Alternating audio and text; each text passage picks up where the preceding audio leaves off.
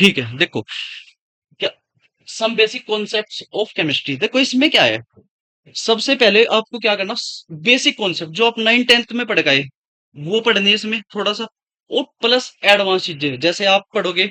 ये चैप्टर बहुत इंपॉर्टेंट है, आपको पता होगा हर साल इससे लगभग क्वेश्चन आते हैं। जैसे मेन क्या है इससे, स्टेचोमेट्री, मोल कॉन्सेप्ट, ये तो पिलर है। और फिर कुछ क्वेश्चन जैसे आपके पास परसेंटेज में मास दे दिया, एवरेज मास निकालने को, समझ में आ रही बात? ठीक है, तो हमें क्या करना, सारे कॉन्सेप्ट को धीरे धीरे बिल्डअप करके चलना, समझ में आ रही बात? ठीक है, तो सबसे पहले मैटर क्या होते हैं, कुछ आइडिया है? जो जो पता है थोड़ा थोड़ा बताओ जाइए, यस नो करो जाइए। मैटर,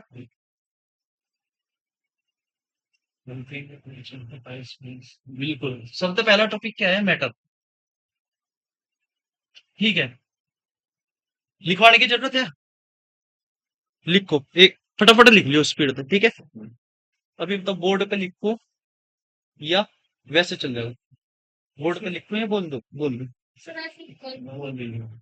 ठीक है, anything which has mass, anything which has मास,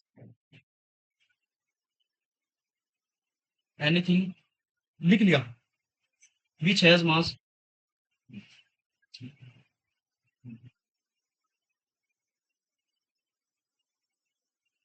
लिख लिया, ठीक है। एंड ऑक्यूपाइड, ऑक्यूपाइज स्पेस, ठीक है, is known as matter.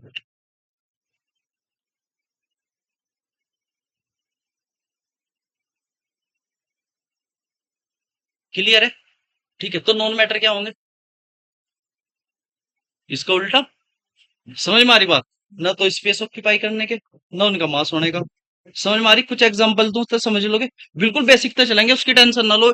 Speed जब चलेगी ना, आप ऐसे चलोगे बिल्कुल। जब मोटरसाइकिल शुरू में सीखते हैं, धीरे धीरे सीखते हैं, लेकिन जब स्पीड पकड़ जाओगे ना, जब स्पीड पकड़ जाओगे आप 100 की बिल दोगे। लेकिन पहले बेसिक तो सीख लो बिल्कुल। लग रहा होगा आपने पढ़ी हुई होगी सारी चीज की ये चीज है, लेकिन आप बेसिक तो और चीजें आपको एक्स्ट्रा मिलेगी। सारी बात समझ में? ठीक है, मैं कुछ एग्जांपल लिख रहा हूं, आपको इनके आंसर देने हैं। जैसे पेन में, बुक, ठीक है, और चेयर, ठीक है, टाइम, ठीक है। पेन क्या है, मैटर, ठीक है, ये क्या हो गया आपका, मैटर, ठीक है। बुक, मैटर, समझ में आ रही बात? अभी मैटर पढ़ाया, मैटर आपको पता ही है, स्पेस, ठीक है, ऑक्यूपाई करेगा, और क्या होगा, मास होगा। आप एक मैटर हो या नहीं हो? समझ में आ रही बात? ठीक है, और क्या, जैसे आपके पास बुक, चेयर भी क्या है, और टाइम, क्योंकि टाइम है और भाई समय चल रहा, कोई स्पेस ऑक्यूपाई कर रहा, कोई मास है। सारी बात समझ में? तो ये क्या हो गया आपका, नॉन मैटर। क्लियर आई समझ में बात? यहां तक क्लियर है? समझ में आ रही बात? ठीक है। अब एक चीज बताओ, जैसे मैंने आपको कह दिया कि डिप्रेशन जो आज सबके साथ रहे थोड़ा थोड़ा, आ रही बात समझ में? तो डिप्रेशन क्या है, वो तो मतलब कहीं दिख रहा कि दिमाग में बैठा, निकाल का अगर बैठता तो दिमाग में निकाल कर कहीं को गिर देते, चल हटा तो बाद में आइए। समझ में आ रही बात? तो मैटर क्लियर हुआ। देखो ये छोटी छोटी चीज आपको कहाँ हेल्प करेगी, जब आप, जैसे आप एटम पढ़ रहे, मोलिक्यूल पढ़ रहे, न्यूमेरिकल आ गया, आ रही बात समझ, कि H2O मोलिक्यूल, आ रही बात सुन, तो आपको पता होना चाहिए कि H2O मोलिक्यूल की बात क्या कर रहे, 1 मोल H2O ले रहे। समझ में आ रही बात? तो ये कॉन्सेप्ट पता होना चाहिए। वहां उसने कह दिया कि अब एलिमेंट की रिएक्शन कर रहे, तो आपको एलिमेंट पता होना चाहिए। समझ में आ रही बात? क्लियर है ना बात? ठीक है, तो ये सारे जैसे आप ऑर्गेनिक पढ़ोगे, ऑर्गेनिक में लिख दिया कि when ethylene molecule react with Br2 form this. तो इथाइलिन मोलिक्यूल दिमाग में आना चाहिए कि इथाइलिन मोलिक्यूल है क्या चीज। वहां मोलिक्यूल तो समझ में आ रहा ना, फिर इथाइलिन हो जाएगा। इसलिए बेसिक चीज पकड़नी जरूरी है। क्लियर है यहां तक? तो अगर बेसिक नहीं हो, सपोज करो आपको एलिमेंट ही नहीं पता क्या हो, तो फिर क्या होगा? छोटी छोटी चीजें पेपर में आने वाली भी पढ़ेंगे, लेकिन जो जरूरी है वहां तक, पेपर तक। अगर मकान ऊपर ऊपर बना दे, नींव ना भरे, तो एक दिन तो कुछ नहीं होने का उसका। क्लियर है यहां तक? मैटर समझ में आया? ठीक है, नेक्स्ट लिखो। नेक्स्ट देखो, अब हम बात करते हैं मैटर का क्लासिफिकेशन। पहले थोड़ा समझ लो, फिर क्या करेंगे, आगे बढ़ जाएंगे। ठीक है, क्लासिफिकेशन फिजिकल के बेस पे करेंगे। ठीक है, फिजिकल के बेस पे क्या क्या होते हैं? Solid, liquid, gas. आ रही बात समझ में? ठीक है, डिफरेंस। सॉलिड का एग्जांपल बताओ, अभी कोई दिख रहा हो तो। चेयर। आ रही बात समझ में? लिक्विड, वाटर, अभी सारे चाय चुई तो पी के आए होंगे। आ रही बात समझ में? और गैस, ऑक्सीजन होगी, जो हवा, एयर है, या सब। ठीक है, अब कुछ पॉइंट लिखेंगे, पहले बात करेंगे उन पर, फिर मैं एक टेबल बना दूंगा, वो आपको टेबल, बस टेबल याद रख लियो। मतलब याद क्या है, याद है ही, थोड़ा और क्लियरिटी आपको हो जाएगी। ठीक है, अब आप एक चीज बताओ। ठीक है, शेप, शेप की बात करें, पहले मैं लिख दूं, फिर फटाफट पॉइंटों पर बात कर लेंगे। आप साथ साथ ही लिखते रहो, क्योंकि टाइम बच जाएगा उससे। समझ में बात को? ठीक है, तो हेडिंग डाल लो, फिजिकल क्लासिफिकेशन।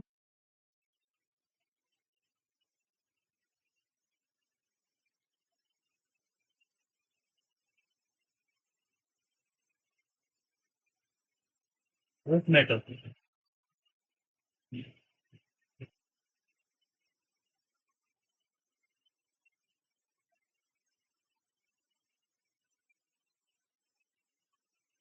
प्रॉपर्टी, ऐसे लाइन खींचनी। फिर कौन कौन से हैं? सॉलिड, लिक्विड, ठीक है, और एक क्या है आपका? गैस। देखो अदर भी होती है, आप कहोगे प्लाज्मा है, लेकिन वो बोस आइंस्टीन कंडेंसेट है, उनकी बात कर लेंगे हल्की सी, क्योंकि वो कोर्स में है नहीं। समझ में आ रही बात? ठीक है, उनके बारे में आपको थोड़ा थोड़ा बता दूंगा जो जरूरी है। ठीक है, अब प्रॉपर्टी में पहले देखेंगे हम शेप। ठीक है, फिर देखेंगे वॉल्यूम।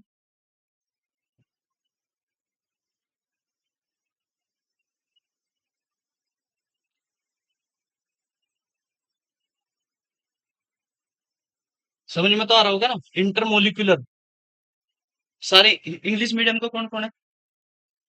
हिंदी मीडियम के ना बाकी, कोई दिक्कत नहीं। ठीक है, इंटरमोलिकुलर मैं हिंदी में भी एक्सप्लेन करता हूँ सब कुछ। ठीक है,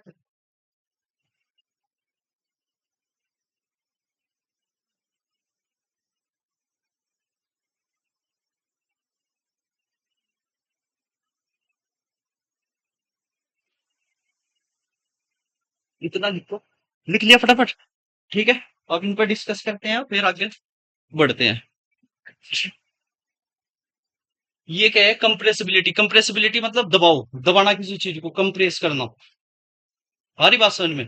ठीक है, जैसे आपके पास ये है, इसे आपने दबा दिया तो क्या कर दिया? कंप्रेस कर दिया। तो इसमें देखेंगे कि कंप्रेसिबिलिटी किसकी कितनी है, क्या है, वो सारी ये टेबल ही आपको कंप्लीट ओवरव्यू दे देगी, सॉलिड लिक्विड गैस है, भूलने के कभी। हमारी बात समझ में? ठीक है, हाँ जी, चलो पहला लिख लिया ना यहाँ तक? ठीक है, शेप, सॉलिड की शेप कैसे हो?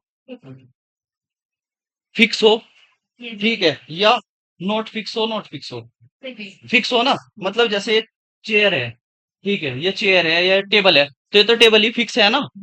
आ रही बात समझ में? तो यहां से क्या लिख दोगे आप? फिक्स। और इसे क्या लिख दोगे? Not fix. और ये भी क्या होगी? समझ में आ रही बात क्यों नहीं है?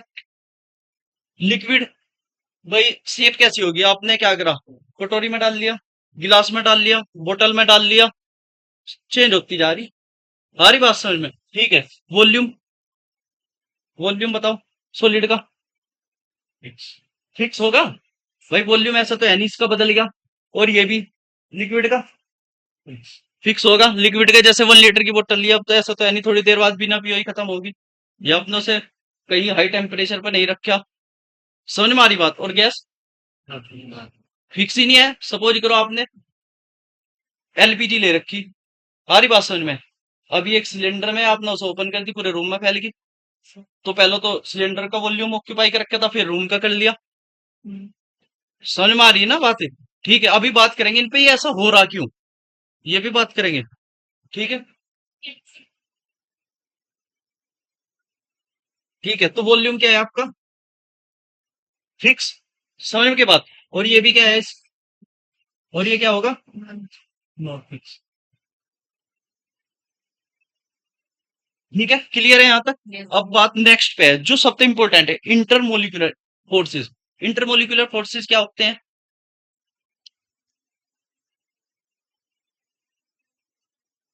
हाँ हाँ, और कुछ और एक्सप्लेन करो ना, मतलब आपका नाम क्या है? सुशांत। और एक्सप्लेन करो, सुशांत है यहाँ का रहने वाला। मोलिक्यूल का फोर्स होगा, अब उसके बताओ उससे क्या हो रहा? अट्रैक्शन हो रहा है, अट्रैक्शन से क्या हो रहा? आगे घुसना चीजों में है, जुड़े रहेंगे। समझ में आ रही बात? देखो, अगर हम पास पास हैं, कोई मोलिक्यूल है बहुत पास पास हो गए, तो उनमें अट्रैक्शन फोर्स ज्यादा हो रहा, या कह सके अट्रैक्शन फोर्स ज्यादा है तो मोलिक्यूल पास पास हो रहे। समझ में आ रही बात? जितने ज्यादा पास पास होंगे, ठीक है, जैसे सॉलिड है, इसके जितने मोलिक्यूल है बिल्कुल क्या है, पास पास है, तो इनमें क्या है, अट्रैक्शन फोर्स बहुत ज्यादा है। जब अट्रैक्शन फोर्स ज्यादा है तो इनमें स्पेस भी कम है। देखो जैसे आपके पास ये है एक ऑब्जेक्ट, क्लियर है? सारी बात समझ में, एक क्या है,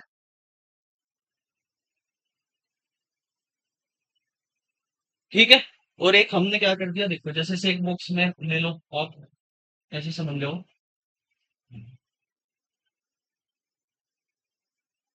पहला, इनमें सॉलिड लिक्विड गैस के एग्जांपल कौन से हो सके?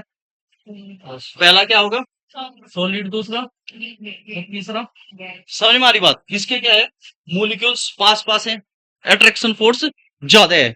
जितना ज्यादा अट्रैक्शन फोर्स होगा, आ रही बात समझ? तो क्या होगा, हिलने, बिल्कुल हिलने के भी नहीं, ऐसे ही वाइब्रेट करेंगे बस नो। Yes. समझ में आ रही बात? ठीक है, जब वाइब्रेट करेंगे तो अपने पोजीशन तो चेंज करने का ही नहीं है।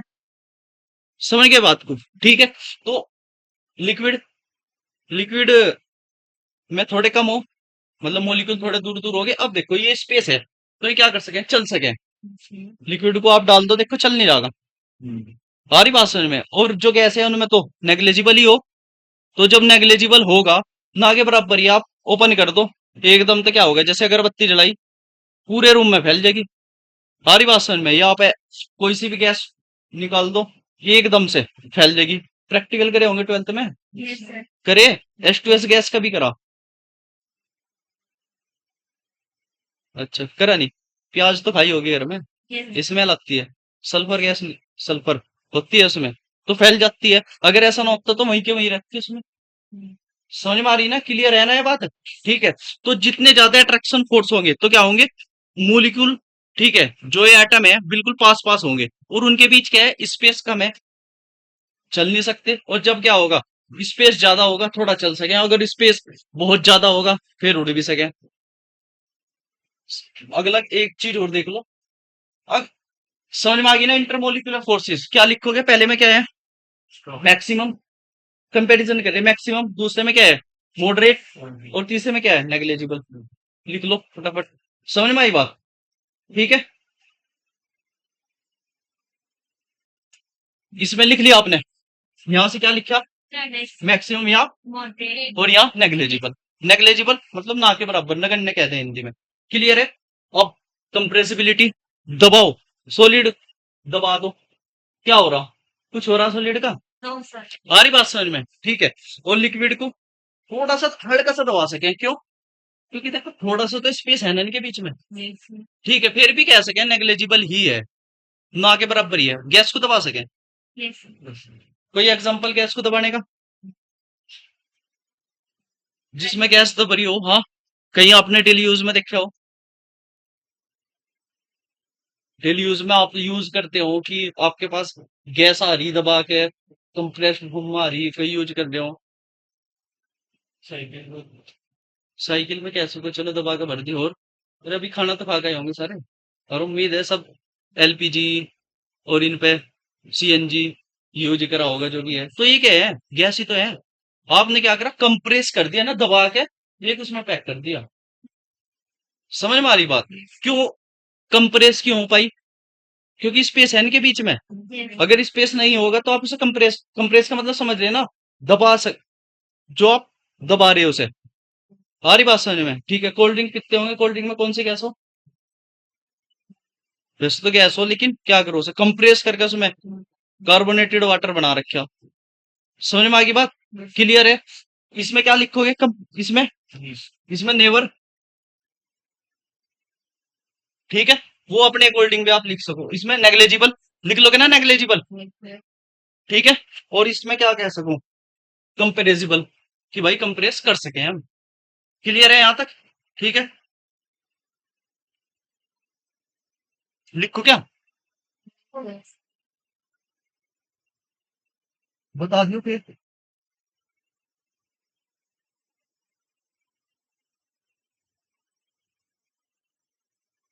कंपेरेजिबल, क्लियर है, क्लियर यहां तक? ठीक है।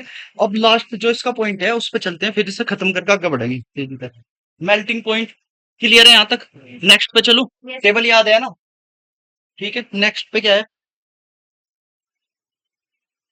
मेल्टिंग पॉइंट, ठीक है, और बॉइलिंग पॉइंट। पहले पे सॉलिड है, सारी बात समझ में। दूसरे पे क्या है, लिक्विड, और फिर क्या है, गैस है आपका। क्लियर है? ठीक है।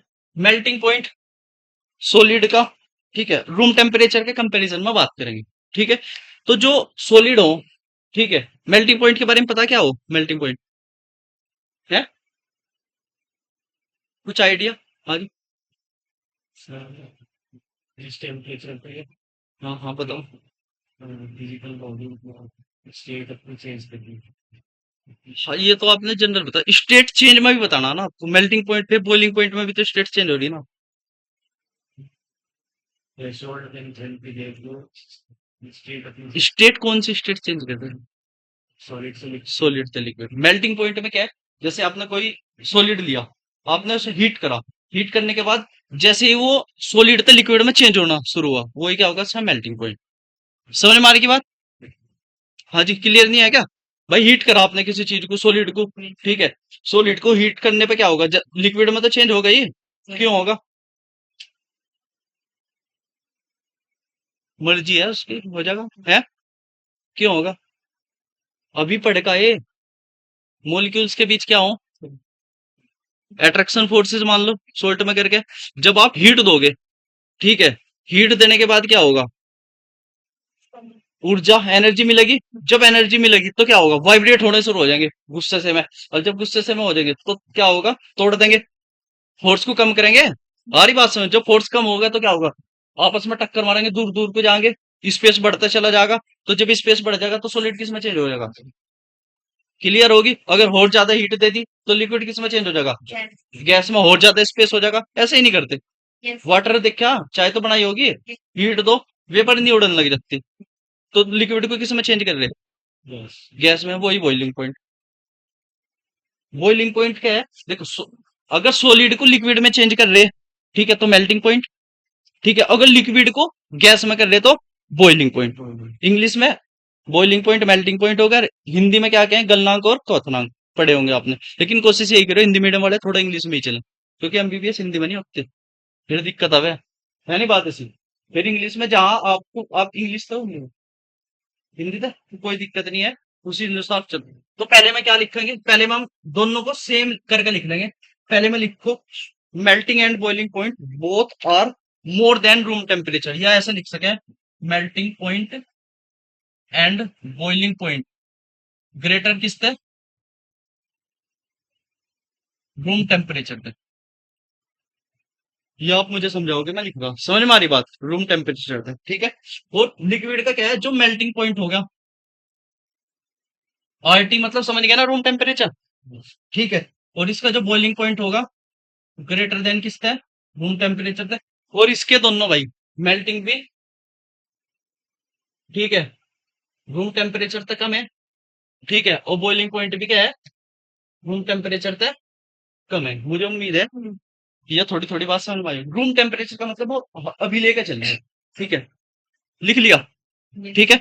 अब देखो रूम टेम्परेचर का मतलब, देखो melting and boiling point greater than room temperature, ठीक है। रूम टेम्परेचर मतलब अब ये है, वो अब रूम टेम्परेचर पे है सॉलिड, कहीं पिघल तो नहीं रहा, कहीं गैस में तो नहीं चेंज हो रहा, तो रूम टेम्परेचर तो ज्यादा ही होंगे। जब भी तो, अगर रूम टेम्परेचर तक कम होते तो ये क्या होते, इस पिघल जाते, अपनी स्टेट चेंज कर लेते। क्लियर पहला, आ रही बात सुनिए। दूसरा देखो, लिक्विड है, ये बोतल रखी, ठीक है, अब इसका ढक्कन भी ओपन कर दो, आ रही बात समझ में। लेकिन ये किस में है, सॉलिड में तो है नहीं, सॉलिड के तो मेल्टिंग पॉइंट देखा रहे हैं, ये भी चीज ध्यान रखियो। और तो रूम टेम्परेचर तक क्या है, कम है, आ रही बात समझ में? इसे आप सॉलिड में चेंज कर सको कैसे? जब आज लो टेम्परेचर फ्रिज में रख दोगे, लो टेम्परेचर पे चल जाएगा तो कैसे सॉलिड में चेंज कर लोगे? आ रही बात समझ में? और रूम टेम्परेचर तक क्या है, ज्यादा है। अगर रूम टेम्परेचर तक कम होता, देखो सीधी सी बात ऐसे समझो कि वाटर है। वाटर क्या, मैंने कोई भी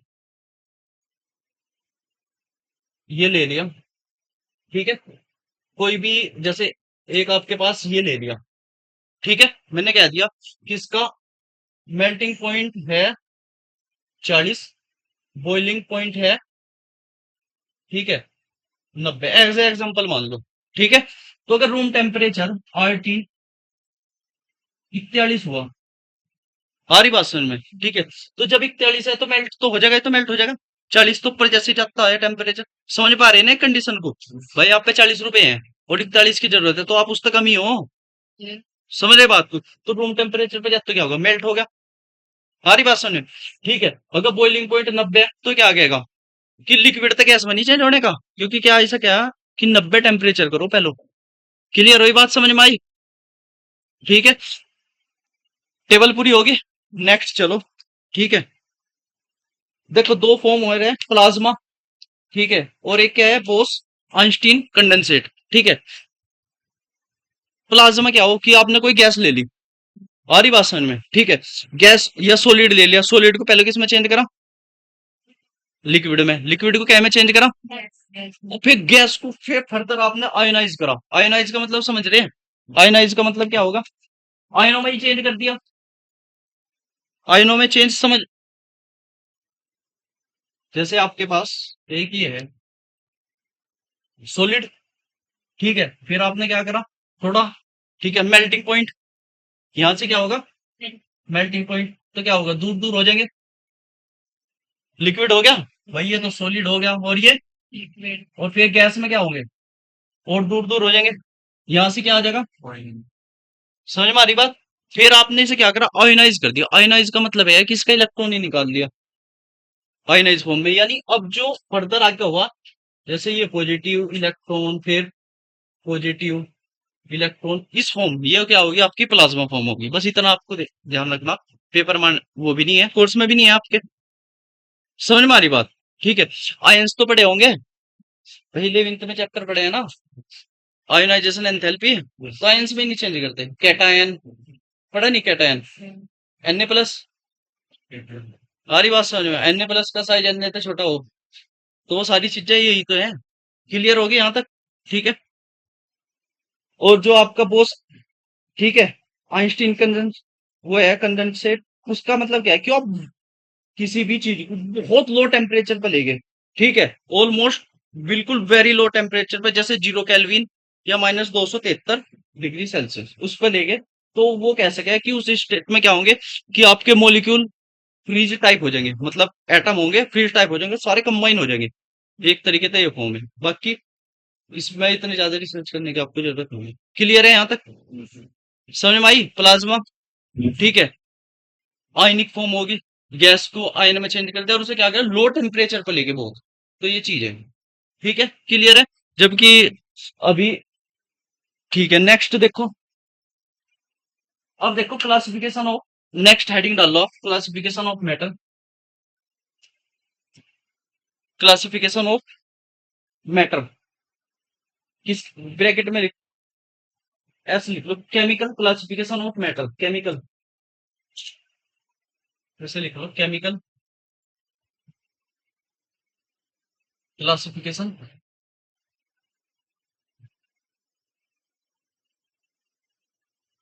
ऑफ मेटल, ठीक है। देखो मेटल होगा, देखो वो तो हमने किसके उस पर करा, हाँ जी, जो पहला था वो किस पर करा, फिजिकल के बेस पे। अब हम केमिकल की बात करें, ठीक है, दो होंगे इसमें, एक तो प्योर सब्सटेंस होंगे और एक क्या होंगे, मिक्सचर, पड़े होंगे ये तो, ठीक है, पहले फर्दर दो में डिवाइड कर दो। एक तो प्योर, प्योर का मतलब समझ पा रहे हैं, बिल्कुल कोई भी अदर मिला हुआ है ही नहीं, मतलब जैसे कहते हैं ना इम्प्यूरिटीज, अशुद्धि है नहीं, तो क्या है, प्योर सब्सटेंस, तो ये क्या होंगे,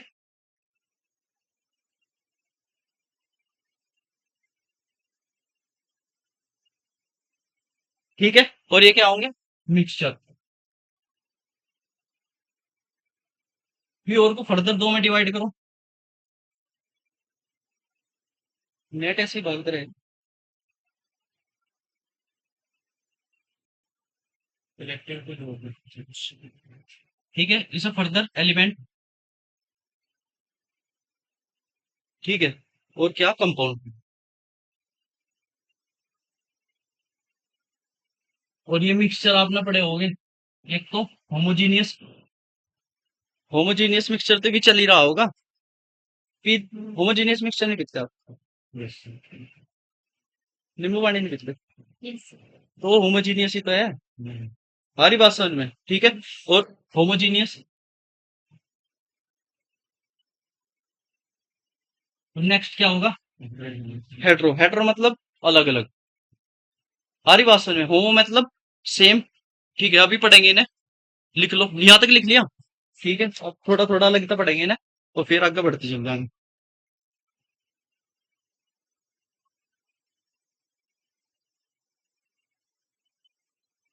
ठीक है, पहला लिखो। देखो, वो तो लिखने के नहीं, थोड़ा थोड़ा थोड़ा थोड़ा हल्का हल्का लिखते चलेंगे, ये तो आपको पता भी है ना, पता है ना। यस। ठीक है, जहां होगा मैं लिखवा दूंगा, यहाँ तक लिख लिया।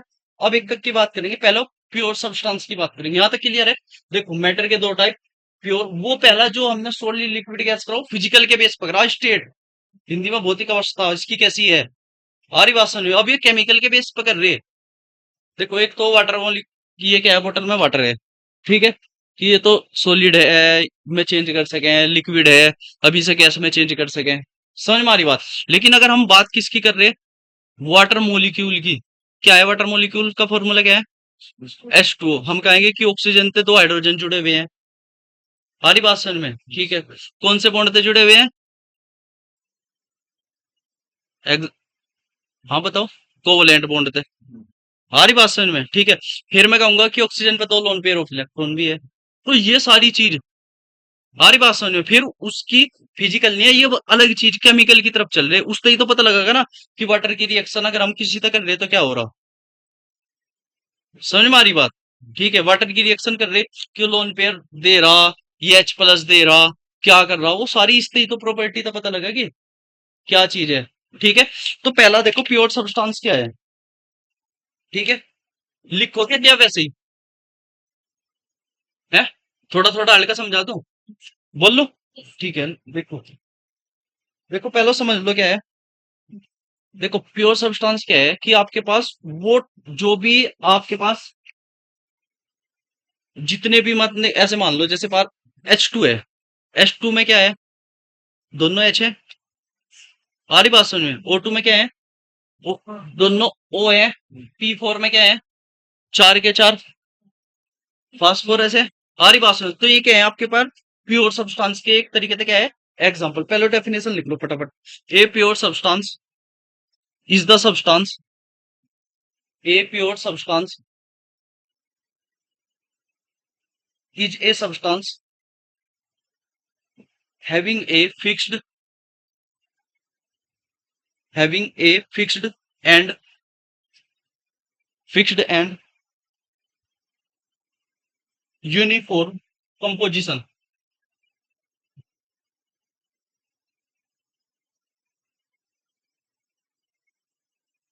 कंपोजिशन, ठीक है,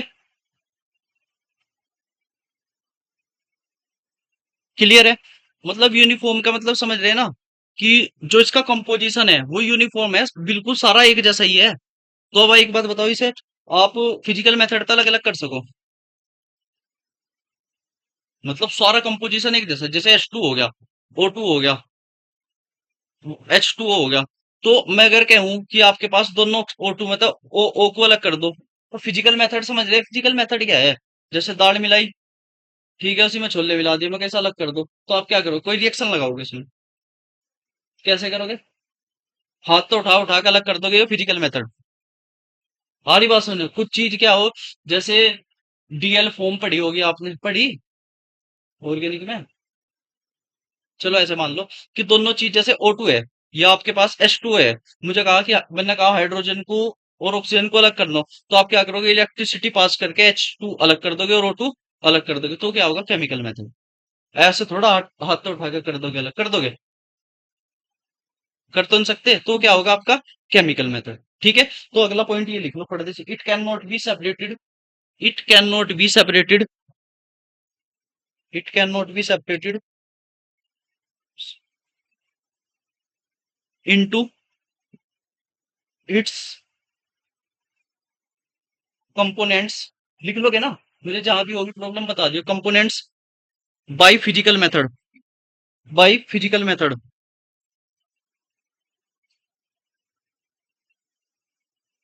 बाय फिजिकल मेथड। ठीक है, टाइप लिख लो, टाइप। वैसे तो टाइप पता ही लग गया आपको, ऊपर लिखा है ना भी दो टाइप। पहला हेडिंग डालो एलिमेंट, एलिमेंट, एलिमेंट। तो एलिमेंट में हम क्या लिखेंगे देखो। ठीक है, एलिमेंट में लिखो कंटेनिंग। देखो इसमें क्या है कि आपके पास एक ही जैसे हमारे पास जैसे O2, N2, H2, O3, P4, S8, हमारी बात समझ में? ठीक है, एक ही जैसे एटम होंगे ऐसे मान के चलो। ठीक है, लिखो containing one type of atom, containing one type of atom. एक ही टाइप के एटम है, एटम समझ लेना। जैसे मैंने लिख दिया एच, आगे एटम और मॉलिक्यूल भी अलग अलग डिफाइन करेंगे। एच एटम, हमारी बात समझ में? हमारी बात समझ में? जैसे मैंने कह दिया मॉलिक्यूल, H2 मॉलिक्यूल, पढ़ते नहीं H2 मॉलिक्यूल। ठीक है, H2 मॉलिक्यूल, O2 मॉलिक्यूल, समझ रहे? इन्हें फर्दर आगे डिवाइड करेंगे। तो फिलहाल ठीक है, एग्जांपल लिखो जैसे Fe, Fe हो सके अकेला है, अगर FeO कर दिया तो फिर एलिमेंट नहीं है। समझ में आ रही ना बात? अगर मैंने कह दिया FeO तो फिर एलिमेंट है। समझ गए ना बात को? ठीक है, Fe और क्या एग्जांपल लिखोगे बताओ? P4 P4, S8, S8 का मतलब है कि सल्फर के 8 एटम आपस में ही कंबाइन है। ये आपको इनऑर्गेनिक में भी हेल्प करेगा। yes और P4 जब आप फॉस्फीन गैस बनाओ ना, तो वहां से आप रेड फास्फोरस, व्हाइट फास्फोरस लो ना, पी ब्लॉक में पढ़ो तो P4 की फॉर्म में लो, कहीं पी नहीं लिखते। आ रही बात समझ में? yes ठीक है, और सल्फर S8 की फॉर्म में मिले। जब आप ऑक्सीडेशन स्टेट भी अगर निकाल लो, पढ़ी होगी ऑक्सीडेशन स्टेट, yes S8 की मेरा आइडिया है निकाल ली होगी, और जीरो ही आती होगी।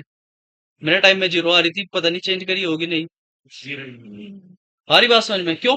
क्योंकि वो अदर तो जुड़ा हुआ ही नहीं है। वो सारी चीजें आप यहाँ से ही सीख रहे हैं। अब वहां से आके कहेंगे S8, देखो इसमें अदर कोई एलिमेंट जुड़ा हुआ नहीं है, तो समझ जाओ यहाँ से कि भाई S8 है, सारे ही सल्फर है उसमें। डेफिनेशन क्या है? Containing one type of atom, सारे वन टाइप के नहीं है। हमारी बात समझ में? और क्या लिखोगे? O2, N2, O3, बस बहुत है इतने। क्या करना हमें? अलग अलग टाइप के सारे लिख लिए, सिंगल भी लिख लिए, वैसे भी लिख लिए। और ये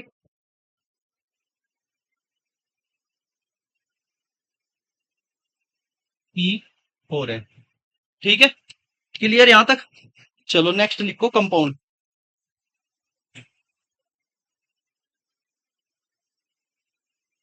कंपाउंड नेक्स्ट जो होगा हमारा compound.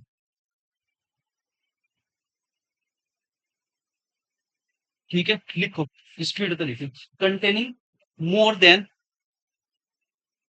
Containing more than one kind of element.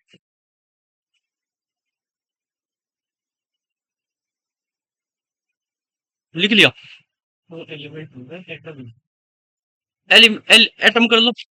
वैसे एलिमेंट मानने के बाद सिंगल भी हो सके है ना, तो आप एटम कर दो चाहे। ठीक है, एटम कर दो एलिमेंट की, ज्यादा करेक्ट हो जाएगा। ठीक है, एटम विच कंबाइन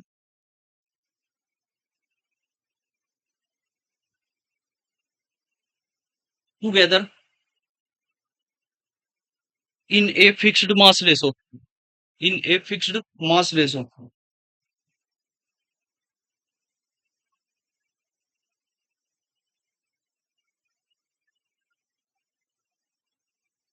ठीक है, नेक्स्ट पॉइंट छोटा सा लिख लो। ठीक है, can be separated into, can be separated into simple substance. Simple substance समझ रहे हैं ना, अलग अलग, जैसे, ठीक है लिखो मैं बताऊंगा। Can be separated into simple substance by chemical method, by chemical method.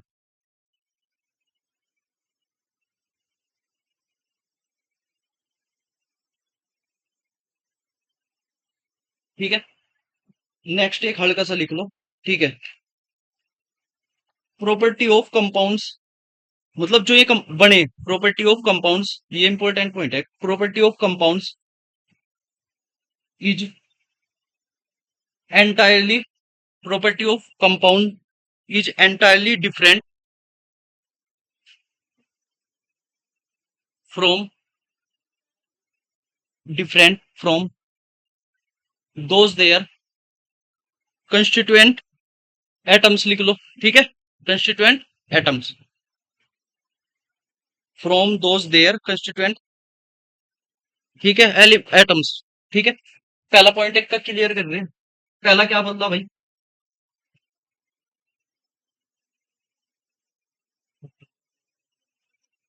ठीक है, मोर देन वन, जैसे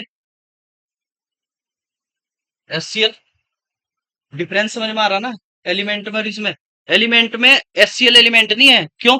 क्योंकि उसमें क्या था, H2 था। एक ही टाइप के होंगे बस सारे, चाहे वो एक तो ज्यादा हो। ऐसा नहीं है कि मान्य बात Na है, अकेला रह सके, हमारी बात सुनो। Na तो Na सिंपल है, Fe सिंपल, लेकिन O है O2, H2 तो सिंगल भी हो सके और डबल भी हो सके, जैसे सल्फर 8 तक चला गया था। कंफ्यूजन तो नहीं आता कुछ? ठीक है, HCl और एग्जांपल बताओ। बिल्कुल, H2O और NaCl, KCl, H2SO4। ठीक है, तो ये सारे, अब पहला पॉइंट क्लियर हो गया। Yes.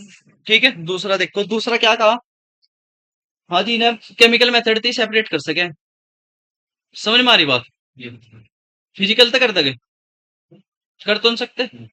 ठीक है, जैसे H2O, H2 किस किस मिल का बना हुआ, ठीक है, तो कैसे अलग करोगे, H2 plus half O2, balance हो रही है।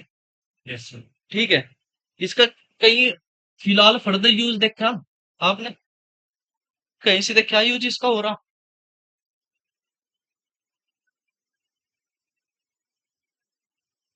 सोचो थोड़ा। इसमें हाँ हाँ, बिल्कुल सही सोच रहा। हाइड्रोजन भी हाँ बिल्कुल, जो हाइड्रोजन व्हीकल बन रहे हैं ना अभी, जो हाइड्रोजन पे चल रही है अभी, हाइड्रोजन ट्रेन भी तो चल गई ना इंडिया में, यस सर। तो वो यही तो हो रही है। अब ऐसा तो है नहीं वहां से कि किसी को बैठा रखा है, भाई वाटर का अलग अलग करो जा, हाइड्रोजन भी हो जा।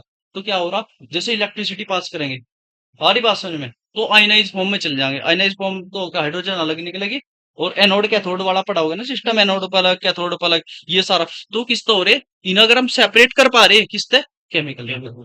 क्लियर, समझ में आ रही ना बात? ठीक है, थर्ड पॉइंट,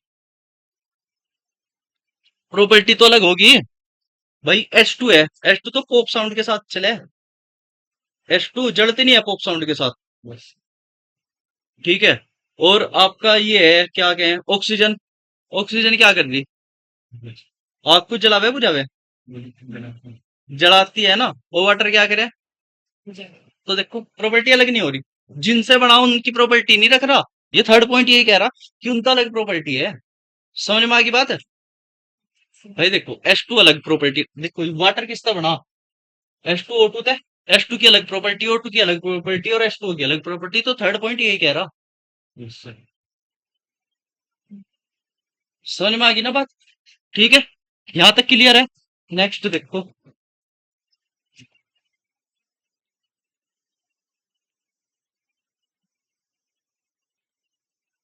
नेक्स्ट कर लो आप।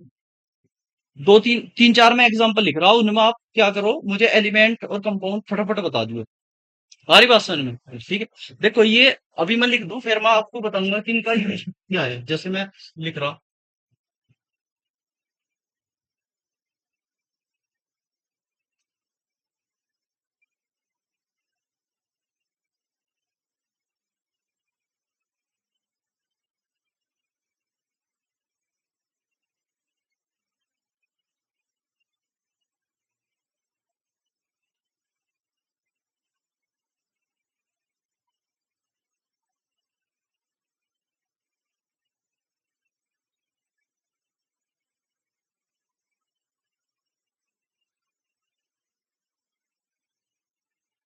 लिख दिए, ठीक है। एलिमेंट के लिए E लिख देंगे, कंपाउंड के लिए C लिख देंगे। अलग अलग तो पूछ लो, कोई दिक्कत तो नहीं। क्लियर है, किसी को कोई कंफ्यूजन? जी। दूसरा, तीसरा कंपाउंड, ठीक है। चौथा क्लियर, ये कंपाउंड। आ रही बात समझ में? ठीक है। और ये ड्राई आइस कंपाउंड है। हाँ, फॉर्मूला क्या हो?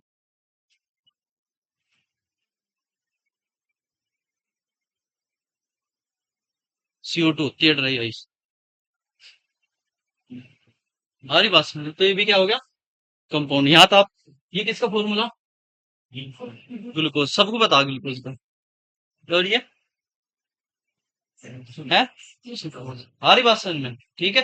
तो ये ग्लूकोज लिख सको आप, ये ग्लूकोज है और ये सुक्रोज। तो अगर कहीं भी ग्लूकोज की बात करें, समझ में आ रही बात? तो जैसे अगर क्वेश्चन आ गया कि व्हेन 1 मोल ऑफ ग्लूकोज, तो समझो कि किसकी बात करें, C6H12O6। इसलिए भी है, आप ये ना सोचिए कि क्या है, ये भी आपको बीच में थ्योरी में लिख कर दे दिया कि जैसे अभी इबके नीट में क्वेश्चन देखे आपने इबका पेपर, उसमें यूरिया है और यूरिया में मोल कॉन्सेप्ट है एन का पूछ रखे हैं, एन के बारे में। तो अगर यूरिया का भाई फॉर्मूला ही नहीं पता होगा तो फिर मुझे लगे तो तुक्का ही मारना पड़े। हमारी बात सुन, तो ये छोटे छोटे फॉर्मूले याद रखने हैं बिल्कुल। उसने ग्लूकोज कह दिया, वहां से पता लगा कुछ और, सुक्रोज का याद आ गया तो फिर कुछ और निकल गया होगा, आंसर भी मिल जाएगा आपको उसमें। ये बहुत अच्छी बात है, जो आंसर निकाल लगा वो मिलेगा जरूर, चाहे आप देख लियो पेपर को घर सोल्व करके। ठीक है। नेक्स्ट लिखो मिक्सचर, मिक्सचर, मिक्सचर,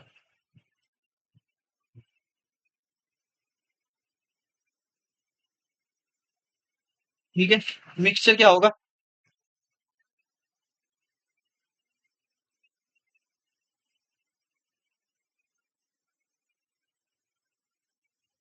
क्या होगा मिक्सचर? लिखो ए मटेरियल, फटाफट लिख लो स्पीड से। तो a material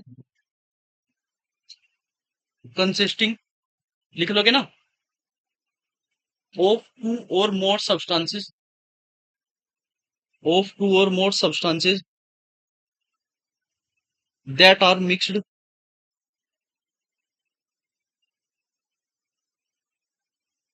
in any proportion, proportion, ठीक है। समझ में आई बात? मानने के बाद हमने क्या करा, कोई भी सब्सटेंस ले लिए, ठीक है, उन्हें किसी भी रेशो में मिक्स कर दिया, तो क्या बनेगा? मिक्सचर। समझ में आ रही बात? वो क्या बनेगा? मिक्सचर। तो अब एक चीज बताओ, मिक्सचर को फिजिकल मेथड से अलग कर सके या नहीं? मिक्सचर बनाना किसी चीज का, मिक्सचर बना लिया आपने, तो आप उसे फिजिकल मेथड से अलग कर सको नहीं? सोचो, कर सके? कैसे और क्यों?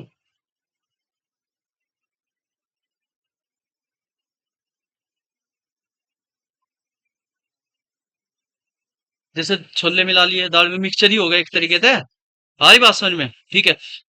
आपने क्या कर लिया, वाटर और चीनी मिला लिया, अगर वाटर को इवेपोरेट कर दे तो चीनी नीचे बह रह जाएगी या नमक नीचे रह जाए, ऐसा हो जाए ना? हमारी बात समझ में? एग्जाम्पल पता आपको, अगर सब्जी ज्यादा है उबाले हैं तो नमक ज्यादा हो जा, पानी तो उड़ जाएगा। Yes sir. मतलब पता ही नहीं है, बेसिक, बेसिक है ये तो। ठीक है, आ रही बात समझ में? अब कर सके ना फिजिकल, फिजिकल मेथड ही तो, फिजिकल क्या हीट दे दी और अलग कर दिया आपने, क्या कर कोई हाथ से ही अपना अलग अलग कर दिया ना, तो कर सके ना? अब क्यों कर सके? क्वेश्चन आ रहा क्यों कर सकते हैं, यही डिफरेंस आपको पढ़ना, यही चीज आपको और बच्चों तक लग करेगी। ये जैसे ही आप क्यों की सोचने की आदत होगी ना, तो फिर आप, अब ये बेसिक है, जब आप मेन क्वेश्चनों पर जाओगे फिर से अलग नजरिए तो सोचोगे, अच्छा ये ऐसे हो सके, ये ऐसे चल हो जाएगा। समझे बात को? तो उन तक देखो, केमिस्ट्री है या कुछ भी है, उन तक बात करने सीखो। RS नोमेनक्लेचर पढ़ा आपने? 12th में पढ़ा RS नोमेनक्लेचर कैसे निकालना है? फोर्थ प्रायोरिटी के ग्रुप को पिक्चर ले लो, आ रही बात में? फिर राइट घुमाओ R, लेफ्ट घुमाओ L, ऐसे ही तो हो। लेकिन अगर मुझे पढ़ाने का मौका मिला ना, मैं आपको नहीं पढ़ा दूंगा सर। मोलिक्यूल पे बैठ कर बता दोगे। अगर ऊपर आ रहा ना, इसमें ही आ रहा, तो उसके ऊपर ही बैठ कर बता दोगे कि अच्छा ऐसे घूम रहा, ऐसे घूम रहा। तो इन तो बात करनी सीखो सब्जेक्ट तो पहले। हमारी बात समझ में? ठीक है, सब्जेक्ट तो बात करनी सीखो। क्लियर है? तो कर सको, क्यों कर सको फिजिकल, देखो पहले वाले में क्या था, जैसे H2, ध्यान से समझो, H2O2 लिया था, H2O बन गया था। ठीक है, तो H2O समझो, देखो पहला था क्या था, H2 प्लस हाफ O2 ले लो बैलेंस करने के लिए। ये क्या होगा आपका H2O। क्लियर है? यहां से क्या हुआ, H O double bond O है ना, और यहाँ क्या है आपका, ठीक है, क्या चेंज हुआ, ये बॉन्ड ब्रेक हुआ, ये भी बॉन्ड ब्रेक हुए, और ये नवे बॉन्ड फॉर्म हुए। तो ये किस चीज का हो सके, केमिकल चेंज तो हो सके। और जब केमिकल चेंज हो सके तो फिजिकल तो हटा ही नहीं सकते। समझ में आ गई बात? भाई केमिकल चेंज हो गया, तो उसे फिजिकल मेथड से कैसे हटा दोगे? अब कैसे कर दोगे, ले भाई H2 आ भाई, अगले हट, ऐसे निकाल दोगे, अब चलो ये हटा। तो सब केमिकल मेथड से ही निकाल सको, क्योंकि इनमें केमिकल चेंज होगा, केमिकल बॉन्ड, ये केमिकल बॉन्ड ब्रेक हो गए, बॉन्ड पता हो गया ना बंद, और ये क्या हो गया, नए फॉर्म हो गए। क्लियर है? अब नेक्स्ट देखो, हमने क्या मिला है, चीनी मिला दी, वाटर मिला दिया, सारी बात में घुल गए। ठीक है, कोई कोवलेंट बॉन्ड का फॉर्मेशन हुआ, कोई केमिकल चेंज हुआ उनमें, हुआ केमिकल चेंज, कोई नवा चीज तो नहीं बनी है। आपने क्या करा, वाटर ले लिया, सैंड डाल दी, रेत डाल दिया, तो सैंड और रेत तो दिख रहे हैं आपको अलग अलग है, वैसा तो मिक्सचर सा आपने बना दिया उसका। आ रही बात समझ में? ठीक है, लेकिन वे अलग अलग दिखेंगे तो हेट्रो आ जाएगा। समझ में आ रही बात? वो क्या हो जाएगा, हेट्रो, हेट्रो मतलब डिफरेंट, अलग अलग दिख जाए आपको। समझ में आ रही बात? ठीक है, तो वो तो आपको दिख रहा, उसमें कोई केमिकल चेंज, अगर उसमें केमिकल चेंज हो गया फिर नहीं आप कर सकते उसे अलग। समझ में आ रही बात? फिजिकल तो कर सको ना, तो समझ में आई ना, फिजिकल क्यों कर सके, केमिकल क्यों कर सके। क्लियर है यहां तक? ठीक है, अब टू टाइप थे, पहला है, डाल लो होमोजीनियस, पहला क्या डाल लोगे, होमोजीनियस, लिख लो इसमें, mixture having same composition, mixture having same composition, लिख लोगे ना, कोई दिक्कत तो नहीं आ रही, mixture having same composition through out, through out, through out समझ रहे हैं ना, एग्जाम्पल तो समझेंगे, थ्रू आउट।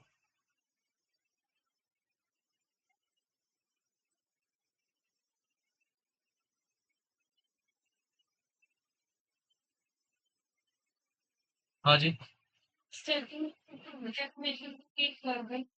कर दो, मैं बता दूं आपको बाद में। ठीक है, अब एक चीज बताओ, जैसे ये है, आपने क्या करा, हल्का सा यहाँ पे उठाया और देख लिया, सारी बात सुनो, फिर आप यहाँ पे उठाया, फिर देख लिया। क्लियर है? दूसरा देखो डिफरेंस, समझ में होगा, जैसे मान लो जैसे ये है यहाँ पर,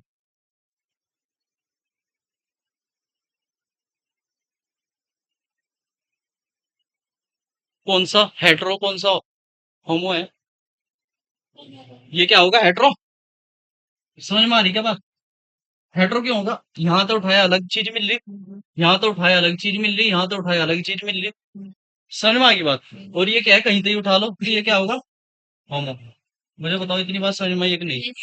ठीक है, अब एक चीज बताओ, शरबत बनाया घर में, ठीक है, मम्मी ने कहा देख लो भाई मेहमान आ रहे देख लो, मीठा मट्ठा है नहीं है, क्या करोगे, पूरा शरबत पी लेंगे, ऐसा हो गया, क्या करेंगे, जरा सा देख लेंगे, हाँ भाई ठीक ठाक है, चल जाएगा काम। ऐसे कुछ मेहमान आवे ना, चाय थोड़ी मीठी होनी चाहिए, तो पहले देख लें कि हाँ अपने लायक तो नहीं है, फिर ज्यादा मीठा डाल दें उसमें। समझ रहे ना बात को? तो होमोजीनियस हो रहे, ठीक है। और हेट्रो क्या होंगे, जैसे आपने सैंड डाल दी वाटर में, तो क्या होगा, मिक्स करो, फिर ऐसे ही आ जाएगा, तो आप उस आराम से पानी ऊपर से उठा लो, उसमें तो कोई दिक्कत नहीं है। समझ में आ गई ना, थ्रू आउट का मतलब पूरे में ही एक जैसा कंपोजिशन है, आप कहीं से ही उठा के देख लो, सब कुछ सेम ही है। समझ में आई बात? ठीक है, तो आप ये डायग्राम बनाना चाहो बना लो, एग्जाम्पल क्या होगा इसका, शुगर सॉल्यूशन, इसके एग्जाम्पल क्या होंगे, शुगर। देखो एक चीज और, जैसे आप लिखो ना, सॉल्यूशन पूरा ना लिखो करो, ऐसे लिखो, मतलब जैसे मैं लिखूं एस सॉल्यूशन, ऐसे बस टाइम बचेगा। आ रही बात समझ में? पता ही होगा, अब तो बच्चे होशियार हैं, पता लगा ये चीजें। करो ऐसा, ये ठीक है। विद लिखनी खत्म। ये मेरे को तो पता है, ज्यादा करो आप अपने पहले पेज पे लिख लो कि भाई मैं ऐसे ऐसे शॉर्ट लिख रहा हूँ। टाइम बच जाए उन चीजों से, मेरा भी टाइम बचेगा, आपका भी बचेगा। क्लियर है यहाँ तक? शुगर सॉल्यूशन आ रही बात समझ में? ठीक है। एयर, एयर, एयर भी तो ऐसे ही है होमोजीनियस, कहीं तक क्या पता लगा, अगर होमोजीनियस एयर ना होती फिर क्या होता? पता लगा ऑक्सीजन तो है ही नहीं। आ रही बात समझ में? ठीक है। और एक एयर और एक एलोइज, एलोइज पढ़े, ठीक है। ब्रास, ठीक है, इनके बारे में बात करेंगे अभी थोड़ी थोड़ी। क्लियर है यहाँ तक?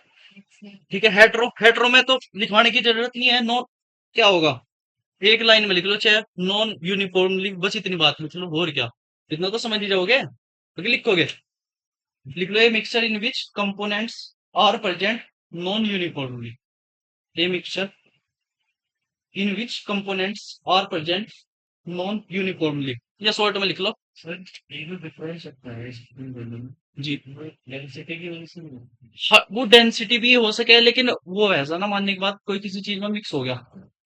सारी बात समझ में? जैसे आपके पास ऑयल है, वाटर में सही मिक्स हो ही नहीं रहा, जी जी, वही सोच। तो मिक्सचर की भी तो बात है ना। जैसे शुगर होगी, बढ़िया तरीके से मिक्स होगी, तो उसके साथ, क्योंकि यहाँ से केमिकल बॉन्ड तो बन नहीं रहा, फिजिकली सारा वो मिक्स हो रहा, अगर वो बढ़िया तरीके से मिक्स हो गया तो होमो हो गया, नहीं हो पाया तो हेट्रो हो गया। सारी बात सुन, वो जैसे मानने की बात आप कहना कि वाटर में सोलुबल है, नहीं है, इस तरीके का ही है। समझ में आ रही बात? ये सोलुबल बढ़िया तरीके से होगा, सैंड तो सोलुबल होने की ही नहीं। NaCl भी सोलुबल हो जाएगा, Na प्लस में टूट जाएगा, Cl माइनस में टूट जाएगा। जो आपने एग्जांपल दिया उसका water in oil, oil in water, हाँ, तो वो हाइड्रोजन इसका बिल्कुल। लिख लिया? ये डायग्राम नीचे लिख लो, water plus iron powder, water plus sand, water plus iron powder, water plus sand. लिख लिया? आयरन पाउडर समझ रहे ना, आपने लोहे की छीलन डाल दी, वो सेम ही नहीं होगा, कहीं उसमें वो हो जाएगी मिक्स। समझ में आ रही बात? ठीक है। वाटर प्लस, ठीक है, सैंड। क्लियर है?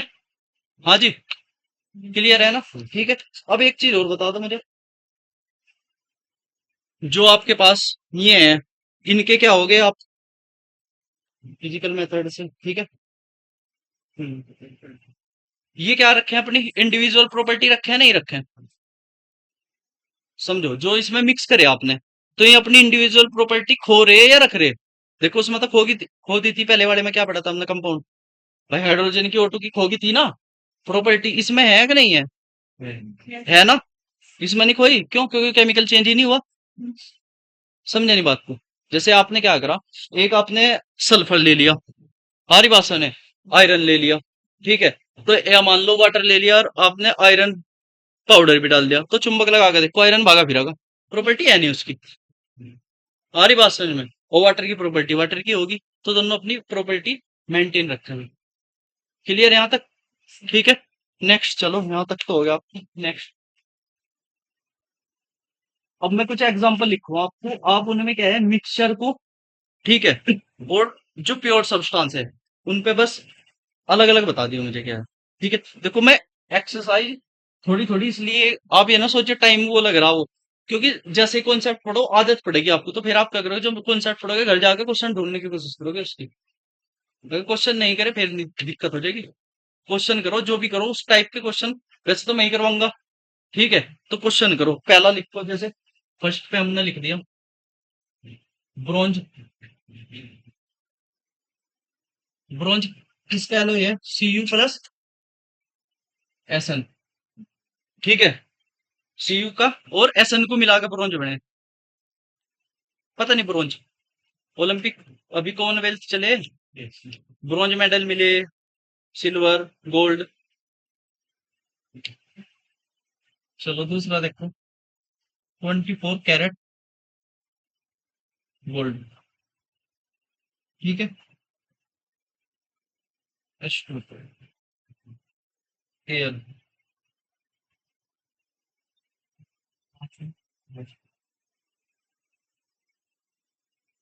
प्लस Zn, ठीक है। लिख दिया? पहला क्या होगा, होमोजीनियस मिक्सचर होगा या प्योर सब्सटेंस होगा, क्या होगा, या मिक्सचर होगा? पहला,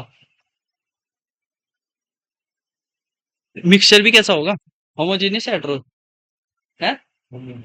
होमो होगा। यस। भाई आपने दोनों चीज को मिलाया, ठीक है, गड़ा के, और बढ़िया तरीके से, ऐसा तो नहीं ब्रोंज आपने लिया कि थोड़ा सा, अरे यार ये तो वो हो गया, ये अलग हो गया, समझ में आ रही बात, ऐसा तो नहीं हो करता। तो ये क्या होगा, होमोजीनियस मिक्सचर, होमो मिक्सचर। क्लियर है? ये देखो छोटी छोटी बात है, यहाँ तो आपको ब्रोंज का भी पता लग गया क्या क्या हो, आन सकते क्वेश्चन। यस। ठीक है, ऐसे क्वेश्चन भी था कि ब्रोंज में इतना, सीयू इतने परसेंट है, ऐसा नहीं इतने परसेंट है, या टोटल इतना परसेंट है, इसकी बताओ कितनी परसेंट होगी, घुमा फिरा के पूछा है ना क्वेश्चन ऐसे। ठीक है, तो इसमें सीयू अगर आप लिखना चाहो 88% हो, और एसएन 12% हो। ठीक है, लिख लिया। सेकंड बताओ, 24 कैरेट गोल्ड जीनस। है, होमोजीनियस। होमोजीनियस गोल्ड ही खाली, इसमें और कुछ नहीं है, ये प्योर सब्सटेंस होगा। समझ में आ रही ना बात, प्योर होगा, क्योंकि गोल्ड के अलावा कुछ है ही नहीं, एयू है खाली, यस। और एयू तो किसकी फॉर्म में है, प्योर सब्सटेंस की, और फिर एलिमेंट में चला जा। समझ में आ रही बात, तो ये क्या होगा, प्योर सब्सटेंस। समझ में आ रही बात, क्लियर? ठीक है, एच टू, एच टू क्या होगा, वैसे तो एलिमेंट होगा, लेकिन एलिमेंट भी किस में है, प्योर सब्सटेंस में, चाहे आप प्योर सब्सटेंस ब्रैकेट में एलिमेंट लिख लो। समझ में आ रही ना बात? ठीक है, नेक्स्ट देखो क्या है, एयर, एयर क्या हो भाई, है होमोजीनियस मिक्सचर, समझ गए? Yes, sir. ठीक है, और लास्ट क्या होगा, ये भी पहला ही होगा, होमोजीनियस मिक्सचर। क्लियर यहाँ तक? ठीक है, अब नेक्स्ट हेडिंग डालो, एटम। क्लियर, आगे बढ़े, आगे बढ़े। ठीक है, चलो थोड़ी स्पीड पकड़ लो, एटम डाल लो।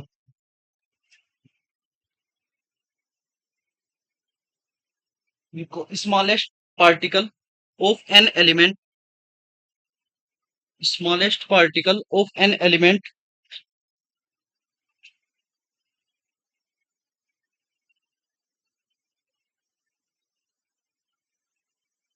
which may, which may or may not have, which may or may not have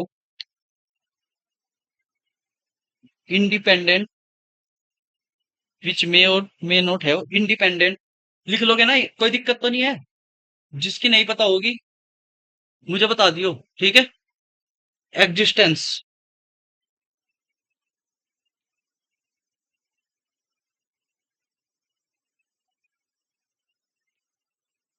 ठीक है, मैं क्या कर रहा, एक छोटी सी टेबल बना रहा, उसमें ही टिक मार लेंगे कि डेफिनेशन समझ में आई, क्या कह रहा है डेफिनेशन, कोई समझाइयो। एलिमेंट का स्मॉलेस्ट पार्टिकल है, जो अकेला भी एग्जिस्ट कर सके और नहीं भी कर सकता, कर भी सके और नहीं भी कर सकता। आ रही बात समझ में? ठीक है, जैसे O2 है, सॉरी ऑक्सीजन है, ऑक्सीजन अगर O लिखूंगा तो क्या होगा, एटम, लेकिन वो एग्जिस्ट नहीं करता, वो खाली किसकी फॉर्म में एग्जिस्ट करे, O2 की। समझ में आ रही ना बात, आ रही? ऐसे हाइड्रोजन H एटम है, लेकिन किसकी फॉर्म में एग्जिस्ट करे, ठीक है, तो कोई ऐसा एटम बताओ जो वैसे ही एग्जिस्ट कर लगा, बिना किसी तक कंबाइन हुए,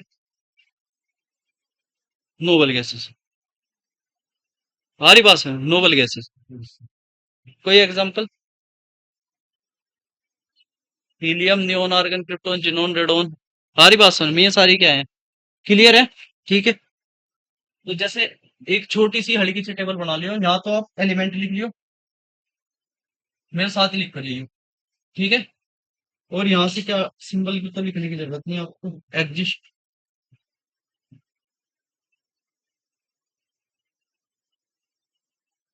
इंडिपेंडेंटली,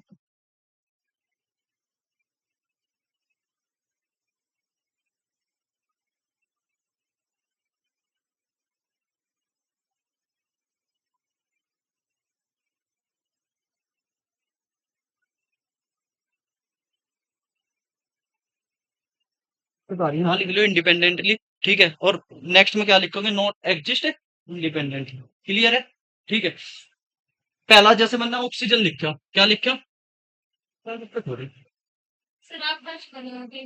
नहीं मैं तो दूर हूँ, जैसे पहला ऑक्सीजन लिखा था, ठीक है, वो टेबल है ना, ऑक्सीजन। दूसरा लिखो हीलियम, दो तीन ही लिखेंगे बस, ठीक है, नियोन, और आपका सल्फर, ठीक है। ऑक्सीजन पहली टेबल पता ना, पहली टेबल में क्या है, एग्जिस्ट करागा, और दूसरी में एग्जिस्ट मतलब एक तो रहेगा सिंपल, मतलब किसी के साथ कंबाइन नहीं है, और दूसरी में क्या है, कम मतलब पहली में तो कंबाइन वो है, सिंपल रह सके अकेला, और दूसरी इंडिपेंडेंट रह सके, और दूसरी में इंडिपेंडेंट नहीं रहने का। तो पहला ऑक्सीजन, सही गलत करने हैं बस, समझ में आ रही बात। ये इंडिपेंडेंट नहीं रह सकता, आप कहीं भी ओ ना लिख बैठी हो गलती से, अगर कहीं आ रही तो ओ टू ही लिखियो, ओ एटम है, एग्जिस्ट नहीं करता फिर, यदि आप ओ लिख कर रिएक्शन करके बैठ जाओ, समझ में आ रही बात, ठीक है। दूसरा हीलियम,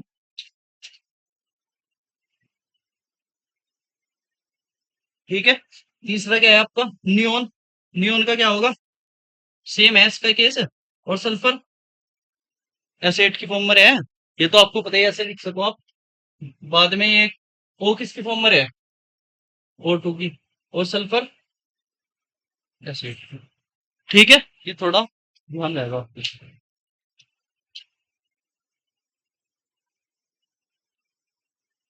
क्लियर यहाँ तक। अच्छा, हीलियम है, ठीक है, हीलियम H2 नहीं बनाता, कहाँ पढ़ोगा, पढ़ो गई, मतलब एच ई रवे ना, एच ई टू तो होता नहीं, ये क्वेश्चन आवे H E to not exist, या कुछ मतलब कुछ निकालने का बॉन्ड ऑर्डर सब कुछ, नहीं मैं कह रहा कहाँ पढ़ो, किस टॉपिक में पढ़ो, जब आप एमओटी पढ़ो ना, मोलिकुलर ऑर्बिटल थ्योरी, तो एमओटी में आप डायग्राम बना के देखो कि यस सर। ये फेमस क्वेश्चन से टाइप में चला जा कि भाई एच टू एग्जिस्ट करता नहीं है, ए- होता नहीं है, एमओटी में पढ़े तेरी, यस सर। मतलब 11th में याद नहीं है, भूल गया, ठीक, कोई नहीं, पढ़ेंगे जैसे भी जो भी पढ़ाऊंगा वहां तक पढ़ लो, समझ में आ रही बात, तो वहां भी आप देख सको उसके थ्रू भी कि कौन किस तरीके से है, समझ में आ रही बात, क्लियर है यहाँ तक। आगे हेडिंग डाल लो, मोलिक्यूल,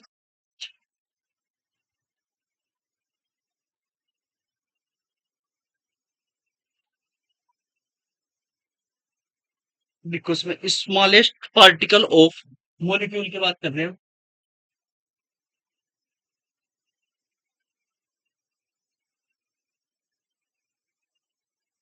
ठीक है, smallest particle of an element और कंपाउंड, ऑफ एन एलिमेंट और कंपाउंड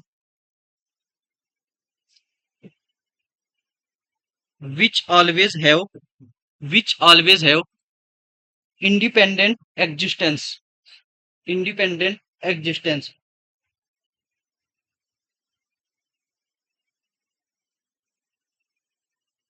इंडिपेंडेंट एग्जिस्टेंस, समझ गए ना। मोलिक्यूल क्या होगा कि आपके पास एलिमेंट है या कंपाउंड जो इंडिपेंडेंट रह सके, जैसे H2O, मोलिक्यूल हो गया H2O, अब जा हमारी बात समझ में। नेक्स्ट एक और लिख लो, इन a molecule two or more atoms, in a molecule two or more atoms, in a molecule two or more atom connected, connected by chemical bond,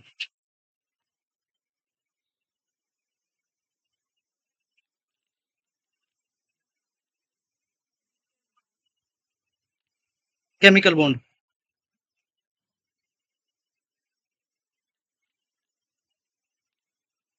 समझ में आई बात, केमिकल बॉन्ड से ही तो होगा भाई। अभी मैंने ये सारी बात मैंने कर ली, बस लिखवानी लिखवानी रह रही।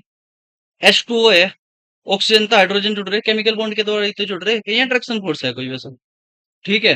तो अगर आपको अलग करने तो बॉन्ड ही ब्रेक करने पड़ेंगे, समझ में आ रही ना बात, ठीक है। तो और ये क्या है, जो मोलिक्यूल है, ठीक है, किसी भी सब्सटेंस का एक सबसे छोटा स्मॉलेस्ट पार्टिकल है जो उसकी फिजिकल और केमिकल प्रॉपर्टी बता देगा। मानने की बात, आपको वाटर की केमिकल प्रॉपर्टी बतानी, ठीक है, किस तरह रिएक्शन कर सके क्या है, तो एक H2O बता देगा, मोलिक्यूल पर्दे से क्या है कैसे है बता नहीं सकता, आ रही बात समझ क्या कही? एक बोतल पानी की ला के देखोगे, भाई मानने के बाद नीरे एच टू थोड़ा एक एच टू बता देगा सब कुछ उसके बारे में, ये पॉइंट लिखने की जरूरत तो नहीं। ठीक है, नेक्स्ट। मोलिक्यूल कितने टाइप के होंगे? होमो और हेट्रो। मोलिक्यूल फिर फर्दर कैसे डिवाइड कर दोगे? क्या होगा आपके पास? होमो एटॉमिक। होमो मैंने एग्जांपल आप खुद बताओगे मुझे। होमो एटॉमिक और ये हेट्रो एटॉमिक। ठीक है,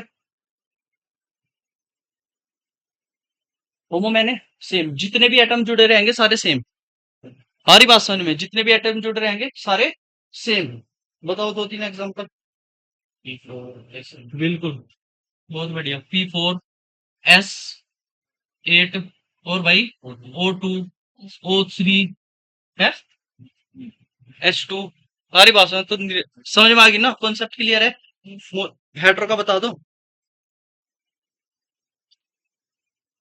H2O हो गया, हमारी बात CaCl2 हो गया, NO हो गया, CO हो गया।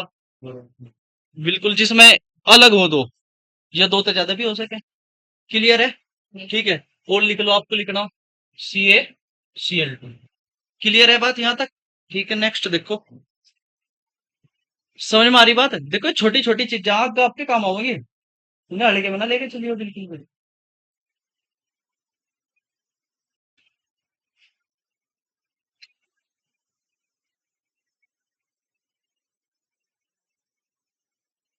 एटोमिसिटी। ठीक है, लिखो number of atoms present in a molecule. Number of atom present in a molecule. Number of atom present in a molecule.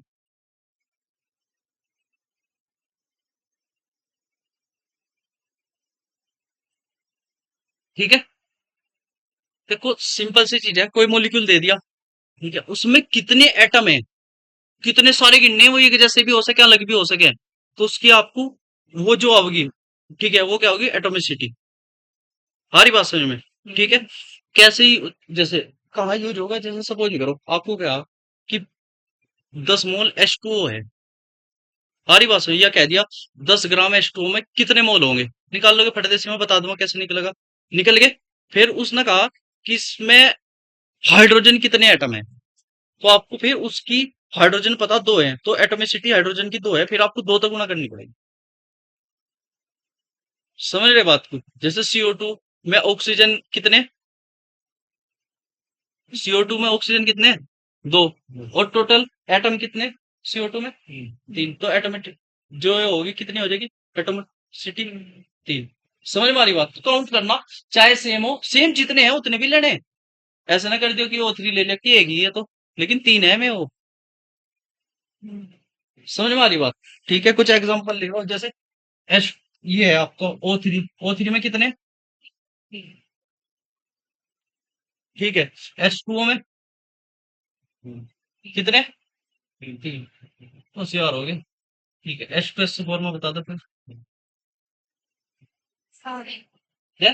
बार सात। समझ में आ रहा ना सबकी? कैसे? दो हाइड्रोजन के लिख कर दिखाऊं क्या अलग अलग? दो और एक तीन। ठीक है, समझ में आ गई बात? KHSO4।